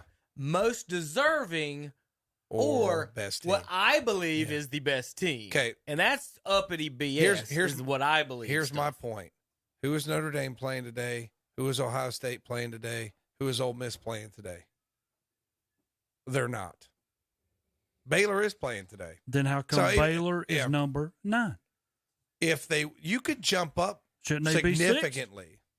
Well, no, I don't think they should be 6 as of right now. They're playing for a conference championship. Them other teams are not playing for a conference championship. But you can move up. I would say that at this point, why is Iowa not in front of Ohio State? They've got a couple of bad losses, and they almost got beat by Nebraska last week. But they're in the conference championship game, and you're not. Correct. And you both got the same record. I would say that if Iowa wins the conference championship, then you have to move them ahead of Ohio State. As much as I love Ohio State, you cannot put them in the playoff. Remember the year that Ohio State got put in the playoff when Penn State went to the Big Ten championship? Remember when they put Ohio State in and they played Clemson and it got beat 31-0? Yeah. That's why you don't. You don't do that. I mean, I'm sitting here saying it pains me. It makes me sick to my stomach, and I will not watch the Big Ten championship. I'll watch the highlights because I cannot stand Michigan. But at the same time, the conference champion, that has to mean something. Okay, especially with that's an identical where I'm saying these right here. That's what we're talking about. These mean nothing. Right. because Baylor, if you're going to do it right, Baylor ought to be number 6 because they're playing for a conference. Iowa ought to jump over 7. Michigan. Iowa should be 7. Yeah, they should jump over Michigan State and Ohio State. Exactly, if you're the conference champion, because games have to mean something. And if you're not playing, it's not fair. You have a 4-team tournament, right? You have 5 conference champions, plus the 6th conference champion's undefeated, and the 7th is a independent Notre Dame team that's lost 1. If you can't find 4 out of those 7, whatever you feel about Notre Dame or not, I don't think you've done a good job. Anytime you pull a 3rd place team, it's a total failure to me. I'll say it one more time. Who's Notre Dame playing today? They're out. I mean, just as simple. You're out. You know. Okay, but here's the worst part. Now think about what you're really saying. If Iowa wins today, they're 13th. They're not making that top 4. They should, but they're not. Over like in Michigan's going to fall out. The Big Ten's not even going to be represented because nobody from that league's going to make it. I'm going to like the ACC. Nobody's from that league's going to make it. I will tell you right now. I don't think Iowa has enough offense to beat Michigan. And if you have that, if Iowa beats Michigan, we got 5 powers, and then the ACC does not going to have one in there at all. So now you're down to how many powers? 3. So you know who the other team is? The Fighting Irish are going to get in. There's no doubt. They shouldn't. But they shouldn't. But they're not. You know why they're not? Because they have such a large following. It will make money if Notre Dame's in there. Oh, yeah, nationally. It will. Here's my solution to the playoffs, as always. We go over this a little bit every week, is to take I want a 16-team tournament. You've got the conference champion, the 2nd place team, so basically the 10 teams that make the conference tournament in the Power 5. You take the Power 5 champions, they're the 11 through 15 seeds. 11 through 16 seeds. Your top unconference team that basically BYU or Notre Dame or Liberty gets the 11 seed. Notre Dame will get the 11 seed this year. So if we did it my way, excuse me, the brackets would look like this. 16 seed Northern Illinois at Georgia in round 1 would face the winner of number 9 Wake Forest at Iowa. And on that side of the bracket, number 12 Cincinnati would go to Pittsburgh, 12 at 5, and they would play the winner of number 13 San Diego State at number 4 Oregon. Now this was done. Okay, that's what I was thinking. This was done before last night. Well, yeah, before last night. Well, last night still don't matter. This is done based off the college football ranking, where you are. They got the 1 seed now because they were higher in the college football ranking. So that will be switched going into probably after this week, whatever they put that back out on. Is it Tuesday? Why they wait till Tuesday to do that? They can do that on a Monday. They take Mondays off. They too rich. Don't ask me to explain. No, anything I think about the this. AP and everybody else brings their out, so AP they want to be Sunday. last. Yeah, they wanted to make theirs last. Well, they did. It's damn Tuesday. Yeah. So that would be after it's adjusted. Right now, it'd be San Diego State at Utah. Then Oregon would probably. Now that would change the seedings because Oregon would be rated higher than Wake Forest probably. But anyway, this is before last night, so we'll go for that. On the other side, it'd be I messed the names up on that one. It is the helmets are right. Louisiana would be at Oklahoma State in the 14, and they would play the winner of Notre Dame, Alabama. So you'd have 6 Alabama hosting 11 Notre Dame in round 1, playing the winner of 3 Oklahoma State against the Louisiana Raging Cajuns. Unless, Terry, they lose today. We're going to talk about that in a little bit. Utah would be at Baylor, and they would play the winner of UTSA and Michigan. So that would be my team. So Michigan at 2, it'd be 1 Georgia, 2 Michigan, 3 Oklahoma State, 4 Oregon, / Baylor, 5 Pittsburgh right now, 6 would be Alabama, 7 Baylor, 8 Iowa, 9 Wake Forest, 10 Utah, 11 Notre Dame, 12 would be Cincinnati, 13 San Diego State, 14 or who did I lose them? The Louisiana Cajun Raging Cajuns, Roadrunners at 15, and Northern Illinois at 16 would get the hammer of Georgia. Comments, concerns, Tom? I like your format better because now I can let Notre Dame in this one. You see what I mean? I could let them in this one because, all right, You're not a conference champion. You're a wuss. You won't play that other big game. So think about how much pressure is on Michigan today. You know what I mean? And Notre Dame doesn't face that. But if it's 16, I can live with it. I'm okay with it. Because you know why? If a Michigan gets beat today, they're still in the 16-team playoff. You know what I mean? So, I mean, I can live with that.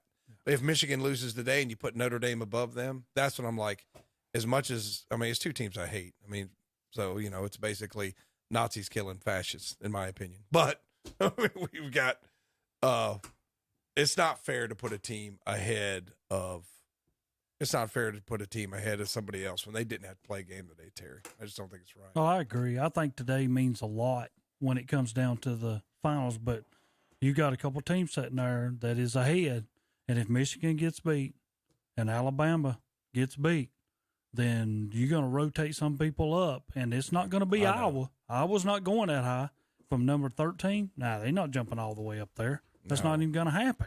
No. But they should. It should.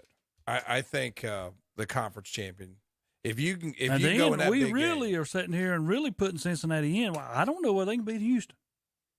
they'll beat them. Yeah, they should. But can you? They'll find a way. They'll find a way to do it. They'll find a way to beat them.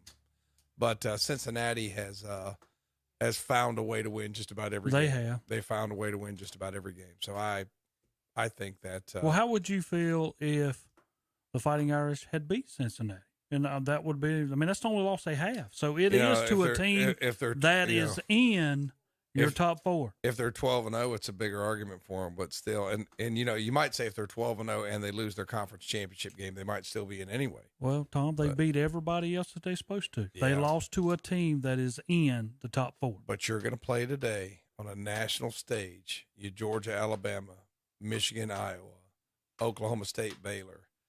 It's not only you play an additional game, Terry, you play an additional game on a national stage against a quality opponent. How come that we have a team, and Independents, I'm going to say whoever Independents are, because there's a few of them, that they cannot be made, not when you want to play in a league, but they have to play in a league. Yeah. How can that not be thrown out there? This is what's got to happen. Not next year. You know what? Hey, Tom, I'm going to come play in ACC this year. I didn't last year, but I'm going to come back to it this year. Yeah, but this too, when you play in a league, not only do you have every other year you got to go to their place, okay, but you're playing against teams that know you, know your tendencies, and it's harder. And when you got to go to their place, that's what happened to Ohio State this year. Did they have more talent? They probably did. They were banged up, you know, on the defensive side of the ball. Michigan took advantage. That's what you're supposed to do, though. It's not my fault you got guys hurt. Yeah, you know, it's not my fault. That's your problem. So, I mean, I'm not going to say, well, we had guys hurt, so you should let us in anyway. No, you had guys hurt. You didn't have the depth. That's your problem, not mine. All right. But that's what happened to him I this hope year. this happens, and this is my scenario. Okay. I hope Michigan, I hope Alabama, and I hope Cincinnati all get beat today. And then I want to see just to chaos. What they do. Just to force their hand. Yes. Just to force their hand. Because Georgia will be the only legitimate team. It's not. Because they're going to make it whether they win or lose. Yeah, it's not going to happen because Iowa's not going to beat Michigan and Houston's not going to beat Cincinnati. So, Terry, I'm sorry, your doomsday scenario won't happen. I will listen on the radio, but I just will not watch the Michigan game. Can't watch it. Well, it is time for bad picks. Now, these were from 2 weeks ago, the actual that picks. Was not good neither. And Terry said it was not good. We had it's a mediocre, nice little bad video. This does include the NFL bad picks as well in this video, so we'll get a chance to check it all out. So, JP, I don't think you need to do anything. I think I've got everything set up. Believe it or not, one time I did it right. Let's see. Here we go. This is bad picks from 2 weeks ago.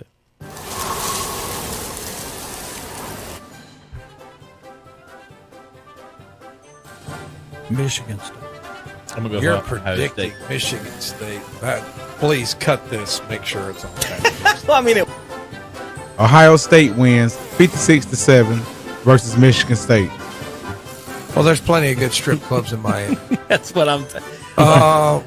Who you got? I like Virginia Tech. Give me the Fighting Holyfields on this one.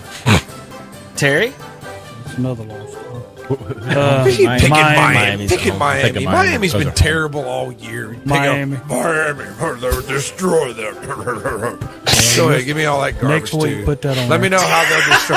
Let me know how they destroy him, Terry. Go ahead. Yeah. They're going to destroy. How many games that, Terry? Virginia. That was who'd you pick? Miami. He went Miami too, yeah. There you go. You guys are such suckers, man. That's such a sucker bet. That's such we'll a see sucker that next bet. week. Michael Irvin's many not games? playing for them. How many He games? just Vinny kept going. Testaverde is not playing for them. Okay, Edrin James is not playing for them. They got scrubs. Have you seen Virginia Tech play? Miami wins 38-26 versus Virginia Tech. Bad picks. I'm taking Kansas State. You taking the Kansas State at home? Zach? I think I am too. With Baylor wins 20-10 versus Kansas State. Bad picks. in the duck. Tommy. Oregon. Oregon. Utah wins 38-7 versus Oregon. Boston College is pretty good at home. Boston College. Tommy? I'm going with my Catholic school, Boston College. Florida State wins 26-23 versus Boston College. Bad picks. Got. I'm going with Liberty at home. I'm going with Liberty. Ooh. I don't think that would. Let me see if I don't. If they lose. Tom lost again. They're going with Liberty. Louisiana wins 42-14 versus Liberty. Give me Utah State. Zach. Utah State. Utah State. Wyoming wins 44-17 versus Utah State. I'm gonna go with Colorado State. Yeah, I like Colorado State. Hawaii wins 50-45 versus Colorado State. Bad picks. In Memorial Clemson's Stadium defense, today. they will stop quick. I'm gonna go with Wake Forest. Wake Forest NC State let me down last week when I picked against Wake Forest. So This is extremely hard. Wake Forest. Extremely hard for me to pick. I really think Clemson is going to win because they're at home, but I'm going with Wake Forest because of Terry's ridiculous statement of they will stop. They might slow them down, but not going to stop. Do you know how long it's been since Clemson's lost a home game? Okay, been never about mind. 3 or 4 That's years. another loss for y'all. You picked Michigan State at Ohio State, so I don't even want to hear it. Clemson wins 48-27 versus Wake Forest. Bad picks. Tommy. Iowa State, right? Give me Iowa State. You don't know Oklahoma. That, you don't know that. Oklahoma wins 28-21 versus Iowa State. That's it. Boy, that's Cincinnati wins 48-14 versus SMU. Those are some bad picks. Those were college. Time for some NFL when I joined the show. Yeah, these are only the bad ones, JP. Jaguars. You picked Jaguars at home? Terry? No, I'm like talking. Stand right here. JP, you mean these are your picks? So, Terry, you're going Jaguars at home? Yes. 49ers win 30-10 over the Jaguars. Raiders. Raiders. I want the Bengals. Glad you said that, Zach. I'm going. Well, I'll tell you what. JP, Bengals or Raiders? Raiders. It's my pick this week. Toss up. Bengals win 32-13 over the Raiders. Cowboys. Cowboys on the road in Arrowhead. Terry. Cowboys. Zach. I am going with the Cowboys to stop the Chiefs' run. Y'all are about as Are they silly. 2-0 streak? 2 streak? Kevin, they don't play any defense. Chiefs win 19-9 over the Cowboys. They don't play any defense. They don't. Don't get to play Buffalo defense. with a win. They don't. It's a fact. Bills also. Colts. Colts win 41-15 over the Bills. That was a good pick. Bears. Bears at home. Tom's got a couple of Bears wins this week. Ravens win 16-13 over the Bears. Bad picks. Flacco? Yeah, buddy. Is he really? Yeah, That buddy. is awesome. If it was playoffs, I'd have to go Jets. Are you picking Dolphins then? Yeah. I'm definitely going Flacco and the Jets at home. Terry? I got the Jets. Tommy? Go opposite, Tom. That's what you wanted to do. No, I'm going to go with the Jets at home. Jets. Flacco. Dolphins win 24-17 over the Jets. Bad picks. I'm going to pick the Seahawks. They scored 0 points. I know they did. Man, if Kyler don't play, They're I don't also think playing the Cardinals will win. No. Seahawks for the victory Good in this job. one. Tom, you lost. They scored 0. Trust me, Tom. You'll be having that on picks next week. Okay. Cardinals win 23-13 over the Seahawks. Terry, you choke on that foot. Bad picks. Green Bay. Zach? I'm going Green Bay. Vikings win 34-31 over the Packers. I'm going to pick the Panthers. Zach goes Panthers at home. Washington wins 27-21 over the Panthers. Bad picks. Steelers. Chargers win 41-37 over the Steelers. Here, Philly. I'm going to go Saints. JP, I'll Trevor pick this Siemian. one. Saints or Eagles? Saints. Saints is my pick. Eagles win 40-29 over the Saints. Texans at Titans. I'm going Titans across the board. Yeah, across Yeah, the board. Titans. And they're going to lose. You There just we go ahead and mark it Texans down. by 25. Texas win 22-13. When that happens, Terry, is everything over the fixed? Titans. Yeah, tell me. When the Texans beat the Those are Titans, some bad picks. number 1 seed in the AFC. With no Derrick Henry. It doesn't matter. Yes, it does. Yes, it does. That's their bread and butter, man. Who's Why the does that Texans matter, have? Tom? The Texans have been in some Who's their games. running back, Tom? The Texans? You know what? I have no idea. Yeah, there you go.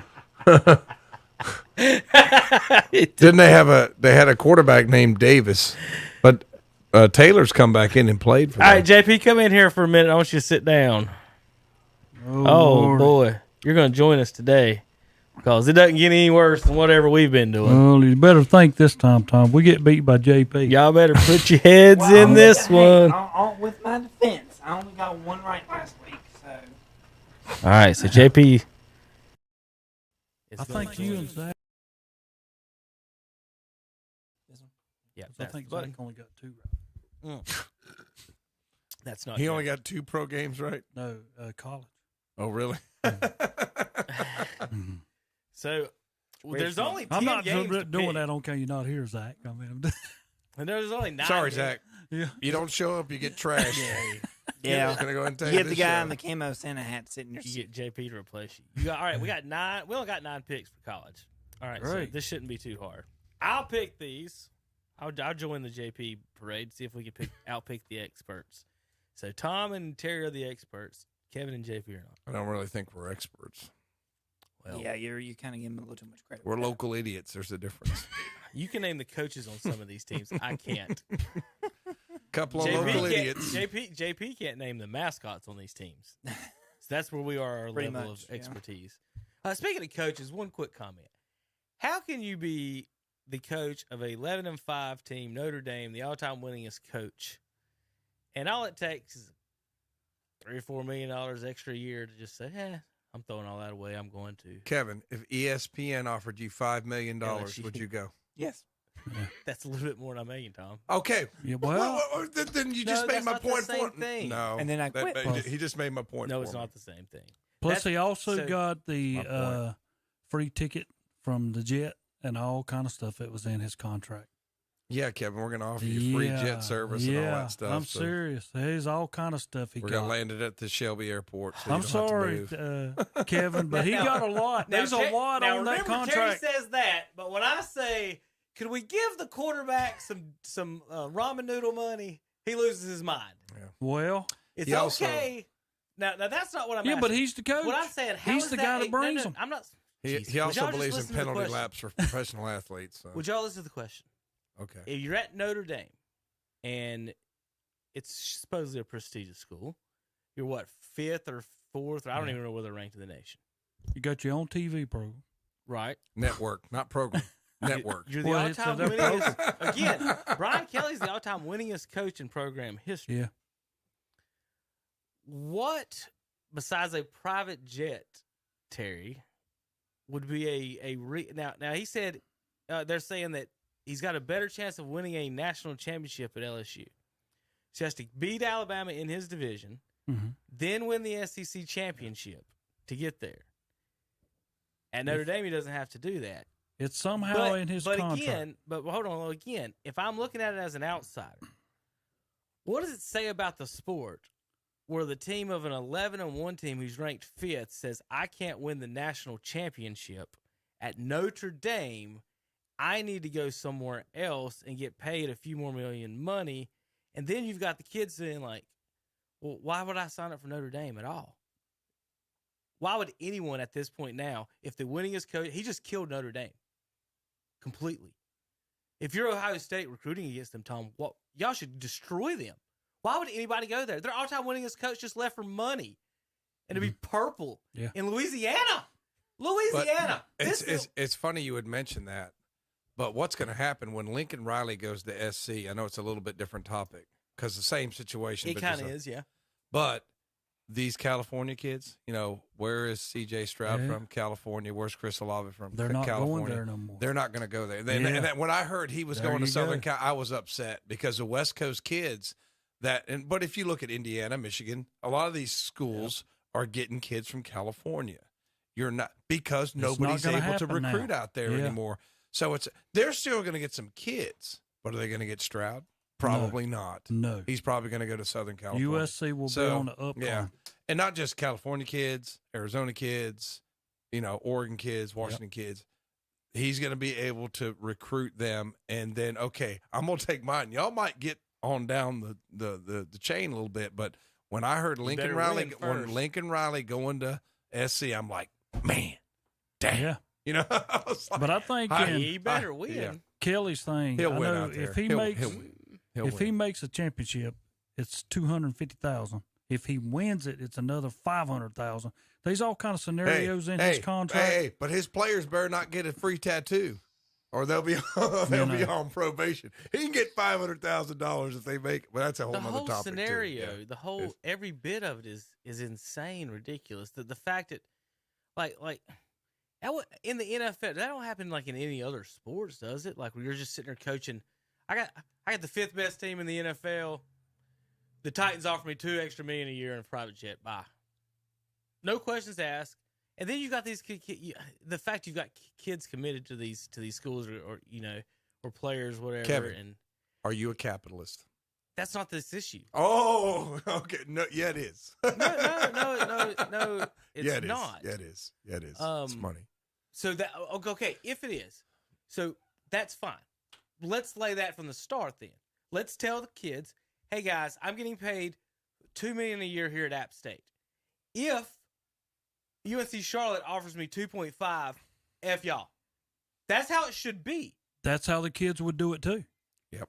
Would every kid? They can't. I know, but they would. Well, no, they can now because you can opt out and go anywhere you want to now. But I want to say, you guys are okay with that. No matter what, as long as it doesn't matter my commitments to the school, my commitments to the community. Not anymore. I'm not okay. I'm not okay with it because I'm not in the situation. No. You know what I mean? Because it's easy for me. It's easy for me to say I don't like it because no one's going to do that. You can do it. No one's going to throw $10 million at me to go teach economics at your school. But somebody else. So when they ask as a player something, you go to one of these schools, and then the coach is like, because you got to remember what coaches speak in a lot of coach speak. Commitment. There's a lot of commitment. Coaches to the program. Are full of crap. Yeah. Coaches are full of crap. They blow that. They're full of crap. They blow that smoke, and then they act like Dabo, and I'm the greatest, and I'm the best person. They're full of crap. But as soon as somebody offers me an extra $100,000, I'm out of here no matter what. But now think about what's happening. Think about it, because when you're saying is Lincoln Riley made that move, I'm going to USC. Look at this past week of how many kids that was going to Oklahoma that's not going there now. I guarantee they're at USC. There you go. Somebody had to go to UNC who could keep those kids there. And if I'm the whatever on the board or whatever, I'm like, look at all these kids from California going. We're the biggest state in the union, and our kids are going to Ohio and Michigan to play football. No way. Get This somebody past here week who they can showed recruit. two- Get I know of two kids who That's what I'm opted thinking. right out. Write Right, the check. JP. Write the check and get them in there. Number 9, Baylor Bears at number 5, Oklahoma State Cowboys. Who do you have? I'm gonna pull up the spread. Is that a home and away, Kevin, or neutral site? That's a neutral site. All of these should be neutral site. Yeah, okay. That's what I thought. This one is at Dallas Cowboys Stadium. Okay, because he said at. I was like, wait a minute. Cowboys are favored by 6.5. JP, who you got? Baylor, Oklahoma State. Pay attention. Oklahoma State. Tom? Oklahoma State. Oklahoma State. Everybody's going with the Cowboys and Cowboys Stadium. All right, over in the Mountain West Championship game, Utah State, 9-3, will be at number 19, San Diego State Aztecs, who are favored by 6. JP, who you got? San Diego. Tommy? San Diego. I picked Utah State. They've done me wrong. San Diego State. Terry? San Diego. Start at the bottom and work our way back up. ACC Championship game. Who'd you pick? I ain't picked. Oh, okay. I didn't pick anybody. He doesn't pick college. Okay. I figured I'd go. I'm trying to save time here. Okay. Pittsburgh versus Wake Forest ACC Championship, 8 o'clock in Charlotte. Pittsburgh favored by 3.5. JP, you got Pittsburgh Panthers or Wake Forest Demon Deacons? Forest. Wake Forest for JP. Got to talk. Pitt. That's the same with me. So both y'all go Pitt? Well, I don't think that. They could score right here, y'all, and I'm telling you, it's going to be 59-55. Neither one of them teams Nobody's plays gonna a whole lot tackle of anybody. defense. Nobody's going to stop the other. All right, so both y'all guys went Pitt and JP Wake Forest. It's just weird looking at Clemson's not in that game. In the Big Ten Championship, we've got Michigan. Again, Tom, remember, every time I pull up the stats in the ACC, Wake Forest continues to be the best program in North Carolina in ACC football. It does. Year after year. Michigan and Iowa in the Big Ten Championship game. We've got Michigan favored by 11. They are playing at Indianapolis Lucas Oil. Terry. You want me to go first? Yeah. Oh. Terry, I hope you're right. I think Michigan's going to win. JP. Iowa. JP goes Iowa Hawkeyes. Now you're doomed now, Terry. All right, the You're Houston doomed. Cougars, 10.5-point underdogs versus the Cincinnati Bearcats. Now, this one is in Cincinnati, but I don't know if this is at the Bengals Stadium. I think it's Bengals Stadium at Nippert. Is that? Do you know? No, it's Paul Brown. It's Bengals. Isn't it? Is Nippert in the Bearcat Stadium? It says Don't know. American. I do not know. All right, we're guessing. All right, JP, who you got? Houston. Houston for JP. Terry? Who did Houston lose to? What Do you did remember? Texas Tech? Yes, it was. First game of the season, Texas Tech. Okay, I'm taking Houston. You took the loser, Cincinnati. Tommy goes Bearcats. SEC Championship game. Georgia versus Alabama. Ever told you how awful your Georgia accent is? I just like say. Well, I say it. I'll tell you what. Georgia. It's terrible. And that's yours not, is, it's not yours an is accent. worse. It's not an JP. accent. It's how somebody else says it. Okay. Georgia versus Alabama. It's just terrible. Both of you are just It's not terrible. It's something else. Go ahead. It's terrible. You sound like my kid's trying to do a Jersey accent And- with a West Lincoln accent. In one It of just doesn't work. Ludacris's rap songs, he says, "Just shake when you get to Georgia," and that's how he says it. Okay. So it's. I thought you were Georgia. trying to do like a Gone with the No, Wind I'm type not doing Georgia any. accent. No. You're wrong. I get where you're coming, but it's a ludicrous reference, Tom. I have a better Australian accent.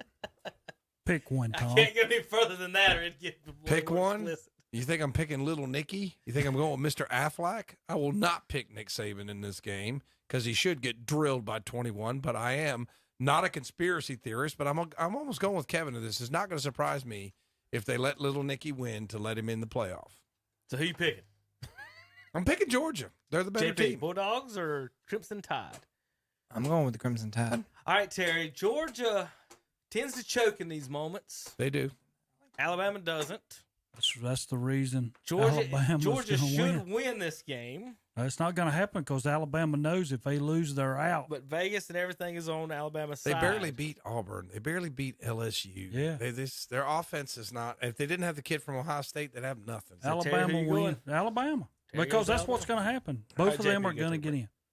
JP, we got to take a break. When we come back, we'll do our NFL picks and finish up the show and day and send everybody off for another happy Christmas weekend. We'll be back in just a few minutes. KTCBroadcasting.com. Here's some good news. It's 2 for 1. Two good companies have now become one great company. Hopper Heating and Air in Shelby and Shelby Heating and Air have combined their businesses to become Shelby Heating and Air. David Hopper invites you to call on them for all of your heating and air conditioning needs with name brands like Carrier and Goodman, plus complete service and repair. Shelby Heating and Air and Hopper Heating and Air. Now one.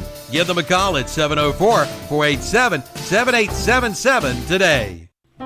Santa's elves have been working hard, building beautiful brand new furniture for Kurt's Premium Outlet at Eastridge Mall in Gastonia, like kitchen caddies for $109, Grady kitchen islands are $225, CM vanities are $109, coat racks just $21, assorted color mirrors $49.95, and big recliners start at $4.95 at Kurt's Premium Outlet at Eastridge Mall on North New Hope Road in Gastonia. Like them on Facebook too. May the special joys of the season be yours today and always. This wish from everyone at Medical Center Pharmacy in Cherryville. We wish you good times, good cheer, and a happy new year. May health, happiness, and good times greet you each day of the new year.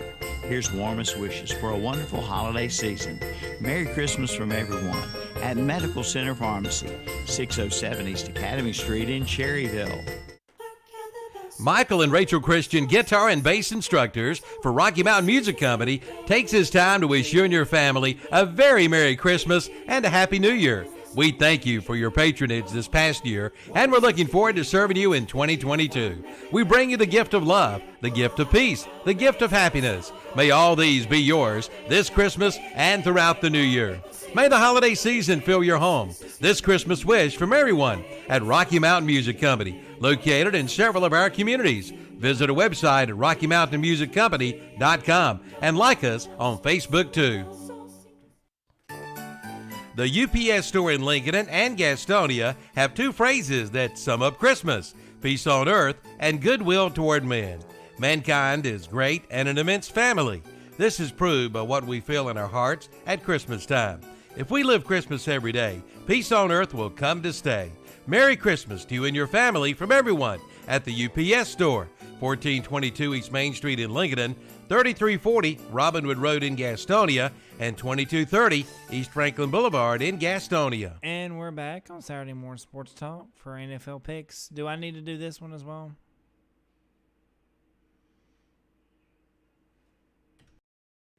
Do I need to come in there for this one? No. Okay. No, that was just that was fun. What we got? I'll be on. Me and you'll win next week, JP. Well, what makes? Can I say one thing? What makes you think Iowa's going to beat Michigan? I just think that Michigan's got too. I think this is when Harbaugh does not his best. Here's the game. He won one last week. Tremendous. Put him on top of the world. But now here you are again. The first time they've ever been there since he's been there. As much as he's going to choke. As much as I hate him, I give him a little credit. You know, except for the Michigan State game, which he should have won. He choked. That he's done his job in the big games this year. All right, I got this year. I Not in the past. I do got a couple of fun little news and notes. Nothing really serious to talk about. This is Terry. When you talk about the spreads and stuff, this is before last week. Best records in college football against the spread every week. Michigan and Oklahoma State were 1-2 at 9-2 this year against the spread. NC State, Terry, I just saw that a minute ago and I zoomed back out. Where did I just see you guys? 7-4 against the spread this year. App was 8-3. They're tied for the second best record against the spread. Now that was before this week, so I don't know. Ohio State, Tom, betting on them 6-4-1. Their point spreads were ridiculous. I mean, a lot of times they were favored by double digits. Sometimes they covered, but I'll tell you, this is. Their defense was too shaky. Clemson this year was 3-8. Betting on Clemson lost you some money. New Mexico had the worst record in football at 1-10 against the spread. Notre Dame has 9 11-win seasons in school history. Brian Kelly has 4 of them. South Carolina coaches talk about bonuses. This as a public educators, Tom, see how you feel about this bonus.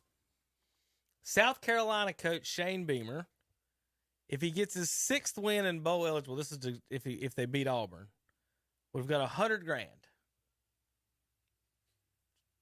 just for being bowl eligible, just for getting a for which program? For which program? South Carolina. South Carolina. South Carolina. So the South Carolina Gamecocks coach would get a $100,000 bonus for winning a 6th football game. That's more valuable than 2 teachers. Well, according to South Carolina, 3 starting ones. Winning a Carolina. 6th, winning a 6th. Yeah, you're right. But I mean, it is what it is. The market bears the market bears. I've said that, and these guys making the millions of dollars. But that's not like that's a 6th win. That's what you get.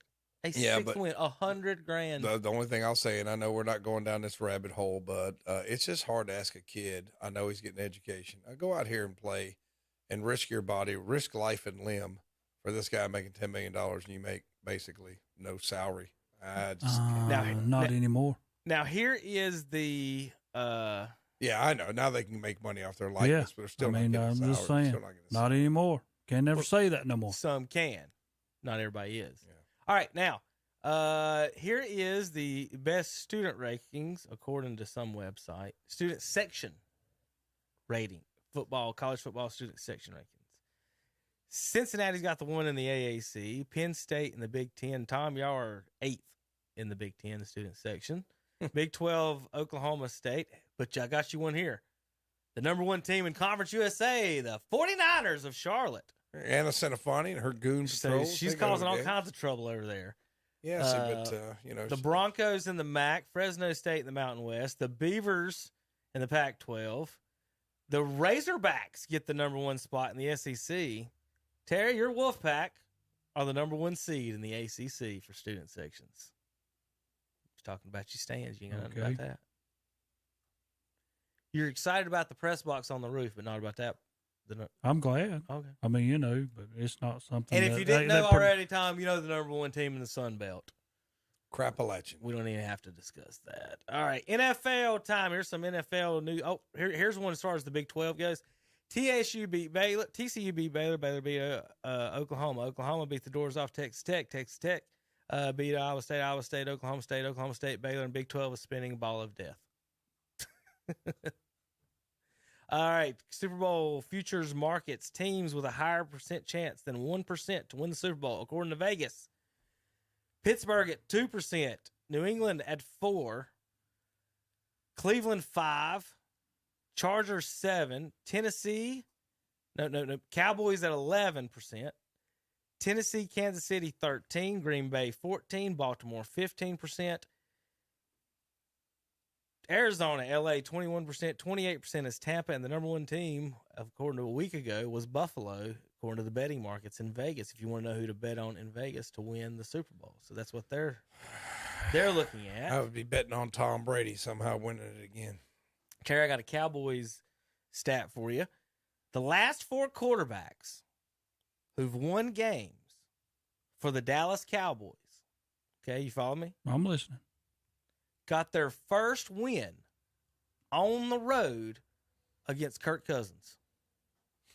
The last 4 Cowboys quarterbacks to win a game for the franchise got their first win on the road against Kirk Cousins. Can you name those 4 quarterbacks?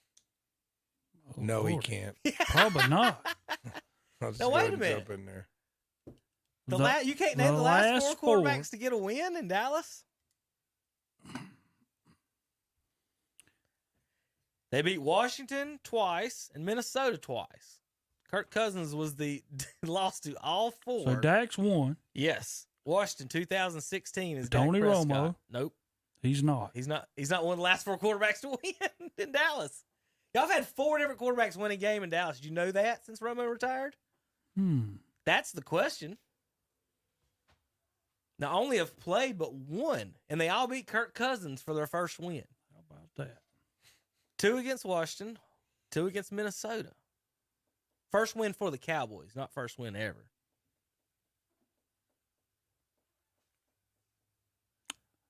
I don't know. You tell me. Andy Dalton against Minnesota. The first one was Matt Castle. See, I'd have never said Andy against Dalton. Washington in 2015 and Cooper Rush. So since Romo retired, Matt Castle, Dak Prescott. Heck, I should have thought of Cooper because he beat them this year. Yeah, I know. Just a couple weeks. Castle, Yeah. Prescott, Dalton, and Cooper Rush all won their first games as the Dallas Cowboys against Kirk Cousins. You know 4 quarterbacks since Romo retired, and they all beat the same guy? That's insane. And do you know in Dallas history, the quarterbacks who have won a Super Bowl were totally Dallas quarterbacks? You talk about didn't play somewhere else. Yeah, did not play anywhere else. Gotcha. I think I got a couple more NFL news and notes before we pick and make a few comments. Cam went from pretty good start till really bad real quick. 10 straight losses. I think that's it on my news and notes for that. Let me get into that. All right, so let's talk about the Panthers. All right, real quick, we got a few minutes for picks. Cam, to me, and I said this last year, I kind of said something, Tom, a couple days ago about it, and Andre. He's playing Terry, and I think Belichick and them are coaching. You agree with me? See what you think. Like he still has his dead arm. You remember he had that elbow problem, and they said he had a dead arm. The first game they played, he threw 1 ball over 15 yards. The second game he played, he threw 2 balls over 15 yards. And this last game they played, he should have never thrown. He threw 5 balls over 15. The first one was completed. And that's what everybody's talking about. Hey, that first one looked good. But then when you go back and watch the tape, and they talked about it when it happened, the safety bit hard on the run. There was no safety there. And he threw it right over his head. So the only ball he's completed in 3 weeks over 15 yards has been that ball. Now, Terry, looking at his passing chart, I can't pull it up. I sent it to Tom. And this is what this is just me watching what I think. And then when I see the chart, it confirms it. None of these deep balls that he's thrown have been on the sideline. It's been over up the middle. Yeah, the one he hit McCaffrey So, Terry, against if Washington you see was a over the middle. quarterback he threw 21 times Sunday. Completed 5. Only 6 were over 10 yards. And everything was in the middle of the field. Does that not tell you that something's wrong with his arm? When he's only throwing checkdowns and balls that are right in front of him. You can throw with a weak arm, balls right in front of you. You can't throw down the sidelines. You can't go deep this way. You can't throw deep comebackers. You can't throw deep outs, and there's none on his passing chart. None. It's all comebacks, ends, and dump-offs. Everything. Comebacks, ends, and dump-offs. And that's what they was doing in New England. He wasn't throwing. So I honestly And a think lot of there his is passes- something there besides the fact everybody's going, well, he's not just good. Blah, blah. I think there's something. I'm not making excuses. God forbid me make a Cam Newton excuse. I don't think he's got the arm. And I think he's trying to play through it and run through it. I think he's got a rifle arm, but I don't think he has an arm that is. And how would I put this? Like a Dak Prescott, Tom Brady. It don't have the zip on it when he's trying to force it into a crowd like the NFL Tight good window quarterback. throws. Yeah, that does now, because he was 5 out of 21, and his first interception I could give or take with that first one, but the second one he was trying in a tight window and he cannot get it through to his receiver, running back, tight end, or whoever it is out there. And and I think the best thing happened to him, and they took him out. That's what should happen to him. Free But PJ. now, are we going to come back this week and have him back as a starter? I have not heard of y'all. Is he going to be? He's supposed to be the starter. See, I he's do supposed not. to be, he's supposed to be good. He's supposed to have the last 4 games or 5 games. But now this is a 1-year deal try for out. him, y'all. Because I think if he cannot make it here, I don't know where Cam goes. It's time. obviously It's done. time for Cam to go to a network and be an analyst. I mean, that way he can be on TV and get his attention. He can be like Keyshawn, get on TV. Shannon Sharp. I mean, I Everyone felt wants sorry cameras. for him last Get on week TV, because get your attention. he was not him. And He just- we're so used to him. Terry, he craves attention. He does. And how do you get him? Just go on TV. Somebody's going to put him on TV. Yeah. And you get the attention you seek. I mean, this guy's done. 5 of 21. You kidding me? That's what I'm saying. Let PJ play for Pete's sake. Yeah, I agree. It's crazy. Well, how do you feel? Talk about college coaches. PJ was recruited by Rule at Temple. He was his college coach. Yeah. So if your college coach brings you to the NFL and be like, I'm gonna give you a backup. If somebody gets hurt, you're gonna get a chance to play. As soon as you get a chance, I bring in Cam. He's 5-21, and I feel bad for him. I feel bad for him all around. I thought that Cam was done a few years ago. And Terry, what you're talking about, as far as here's my view on it. The fact that in starting the show, once you get to the NFL, you have to be able to throw guys open. Yeah. Right? Okay. College and in high school, you can throw it. You can use your arm. When a guy gets open, zip it in there. And that's been Cam's game, and that's been my problem as a quarterback development with him throughout the whole thing, is that he never practiced and improved his completion percentage, because when you get older and that zip, if it slows up 1 mile per hour, and that's what I'm talking about. Yeah, that's all it is. If it slows up a bit, when that guy gets open and then you rear back and throw it, you're losing that half a second for that defender to catch in there, to get in there. And this is the NFL. And that's when you don't throw people open. That's what you get into. Randall Cunningham, when he got older, what's the one thing he could still do? Throw it 75 yards. Yeah. Michael Vick can do it. Michael Vick could do it too. Yeah. Both of them. As soon as they lost their legs, they could throw it 75 yards. Sure could. Steve Young could throw people open. You evolve into a pocket passer. You have to at some point. Roethlisberger run around all them years. He's getting old, beat up. He can't do nothing now. Yeah. And Culpepper, when he come in for Cunningham, he was already in Cunningham's later stage. He's already big and fat and slow with a little bit of athleticism. Is the same quarterback, so you just throw it 75 yards. Yeah. And when Cam, I thought Sunday after watching the first game, Terry, when they didn't throw deep, the second game, I'm like, when they got blown out, who blew, I can't remember who blew them out. They didn't throw deep any of that game, and I'm like, why wouldn't they? Like the first game, all they did was run. You would think Matt Rule, I've got this fancy new offense. I got Joe Brady. We're going to do this. First play at home. Let's throw this joker 60 yards, and he never threw it more than 15 yards. The longest pass was to McCaffrey, which is done for the year. So I don't. And I've said over and over, he's done. He's played finished. 6 of Rule's 33 games. The problem with 6, but the problem with 33 games. It's not his fault. Okay, McCaffrey, you're going to run this play, then catch a screen pass. Yes.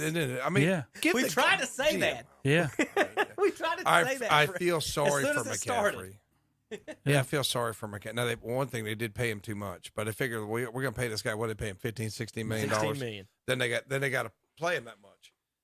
Dude, it's just not Yeah, he's out. done. I feel bad for him. They've got like 16 into McCaffrey and then 20 whatever into the quarterback situation.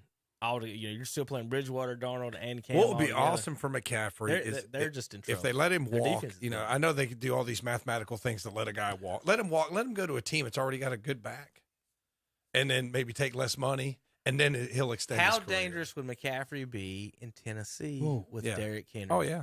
How dangerous will McCaffrey be? Every play or do whatever. Yeah, or how dangerous will McCaffrey be if Dallas said, "Come with us"? Yeah. Y'all got Tony Pollard. What do you need him for? Well, that's what I'm saying. But if you got this little swing guy, same McCaffrey, thing with Cleveland. Cleveland wouldn't need him. We don't need him. But if you didn't have Chubb or Hunt, oh yeah, him with either one of those, I could take McCaffrey and he could turn into a Wes Walker. You know what I'm saying? You're 100% right on that, Terry. And that's what I would say if I was Tennessee. That would be my move, is because you can give Derrick Henry breaks, which he needs in the catching game, and then during the middle, any other play, you can have him out there playing the slot or whatever, and not the $16 million to feed him 20 sometimes is a terrible idea. All right, Bucks at Falcons. Let's pick some picks. Tampa Bay is favored by 10 in Atlanta.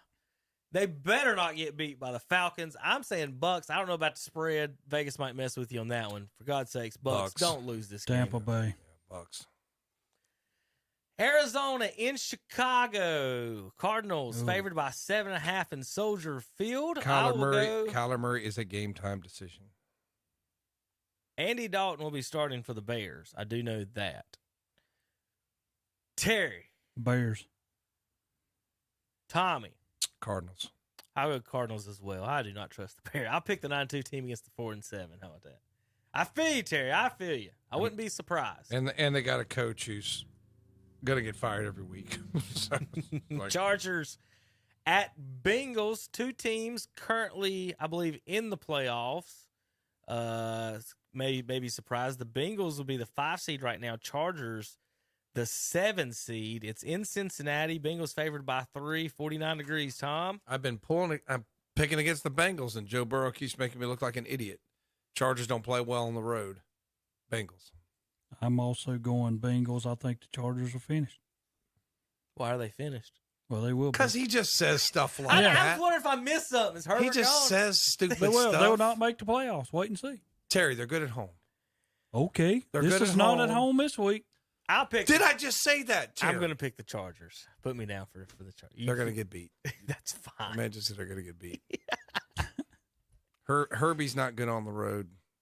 This might be. We'll see. Chargers can't win on the road. Forget them. Would y'all agree? And I was putting together the power rankings. We're not going to get to that. But, looking at those, y'all do know Washington's in the playoffs right now? Yeah, I know. How bad is the NFL in general after the top 12? How bad is it that teams? Detroit is still mathematically alive for the playoffs? Yes.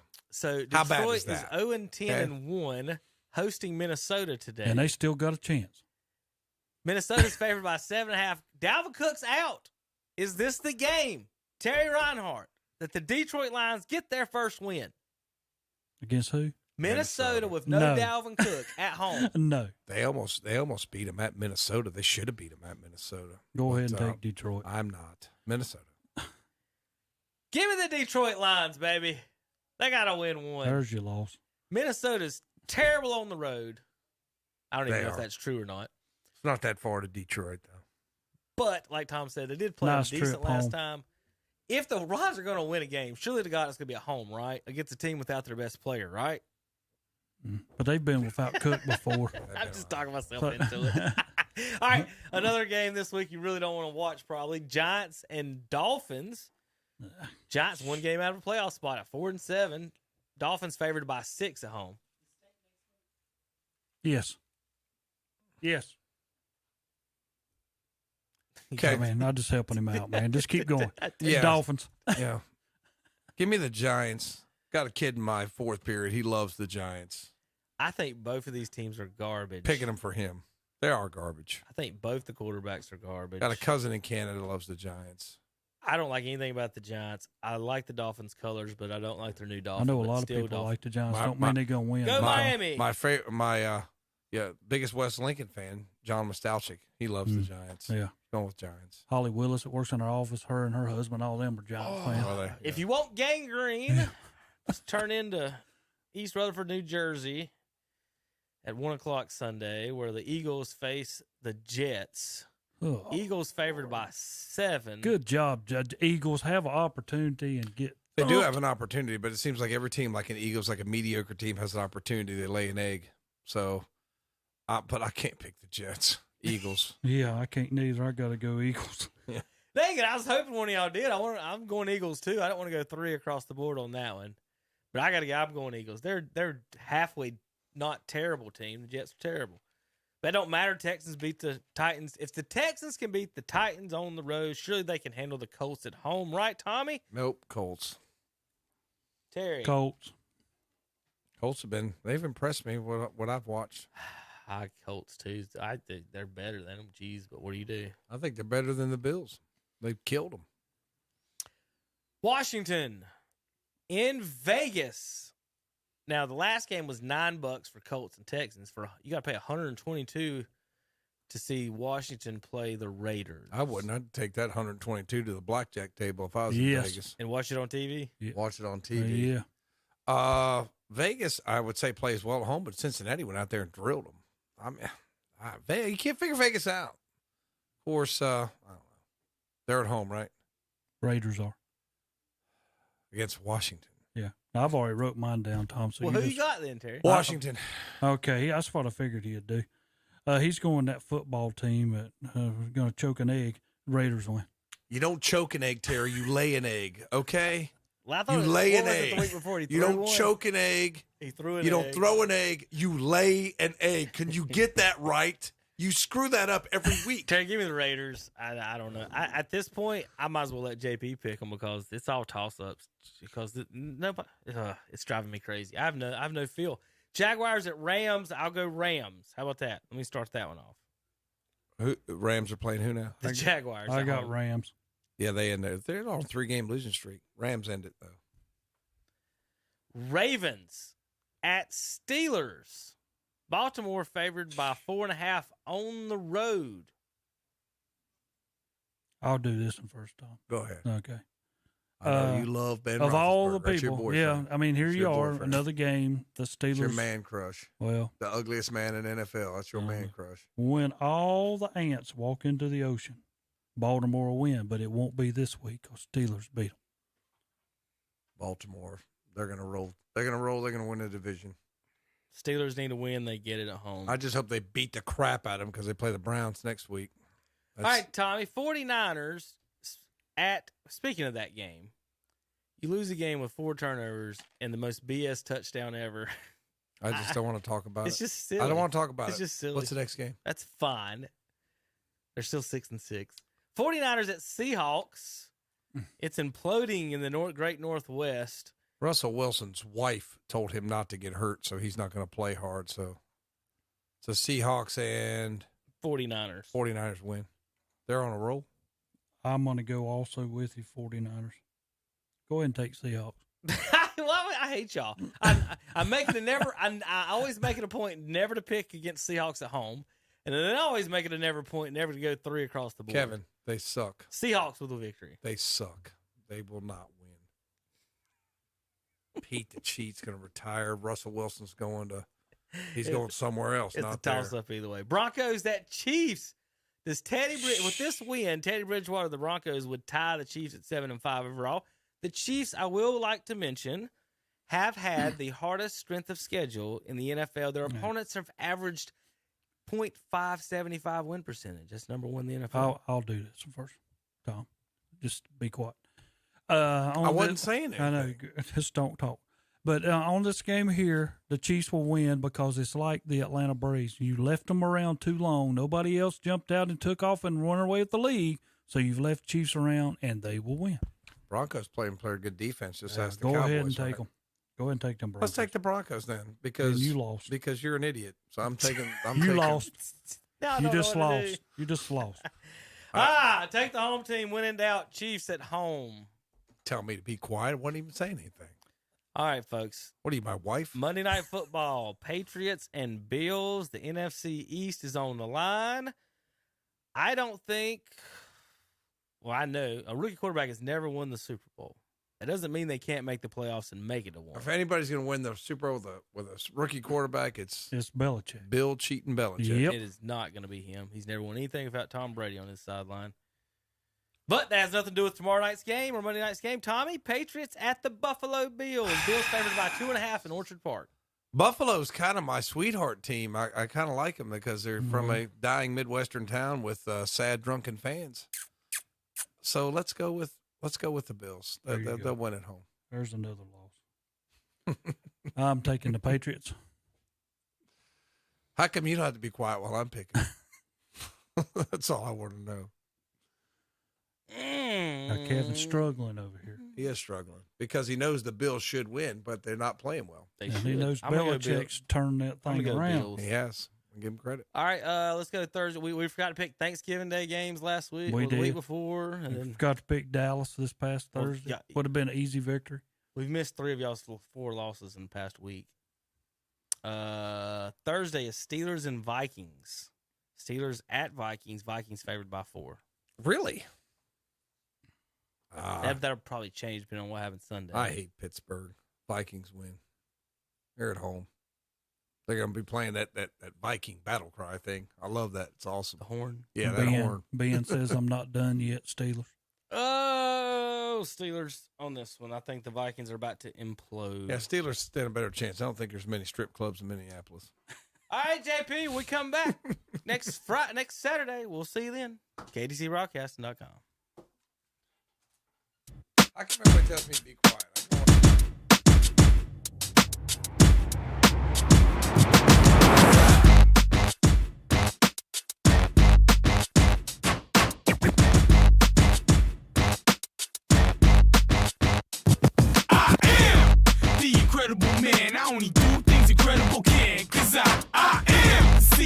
chosen breed. You don't see too many like me, cause I am one of the reasons you do what you do when you wanna be me instead of you, cause I am still on beat, showing love to the streets. Come on, you know me, cause that's who I am.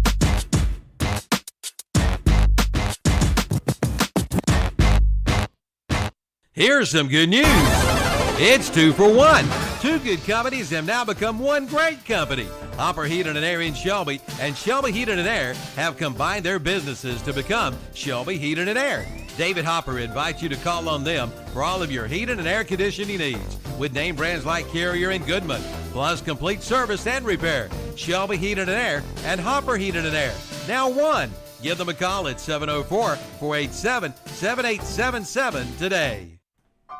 It's this Saturday, December 4th, the Falston Women's Club Small Town Christmas and Christmas Bazaar. Hi, I'm Calvin Hastings, and I want to invite you to join me and Captain Ron as we broadcast live from 9 a.m. till 2 p.m. during this special event. We'll be set up next to Jumpin' Jed's in downtown Falston. Captain Ron will be providing Christmas music up and down the streets of Falston. Small town Christmas vendors will be set up from 9 a.m. till 2 p.m. at Above the Bar, the Stamey Event Center, and Oliver's Hardware. The Pinto Bean Lunch will be held at the Falston Baptist Church Life Center from 9 a.m. until 1 p.m., hosted by the Falston Women's Club. Carriage rides from 9 till noon, plus snack trucks all around town. See the dancers from Above the Bar at 4:30 and carolers from Burns High School at 5:15.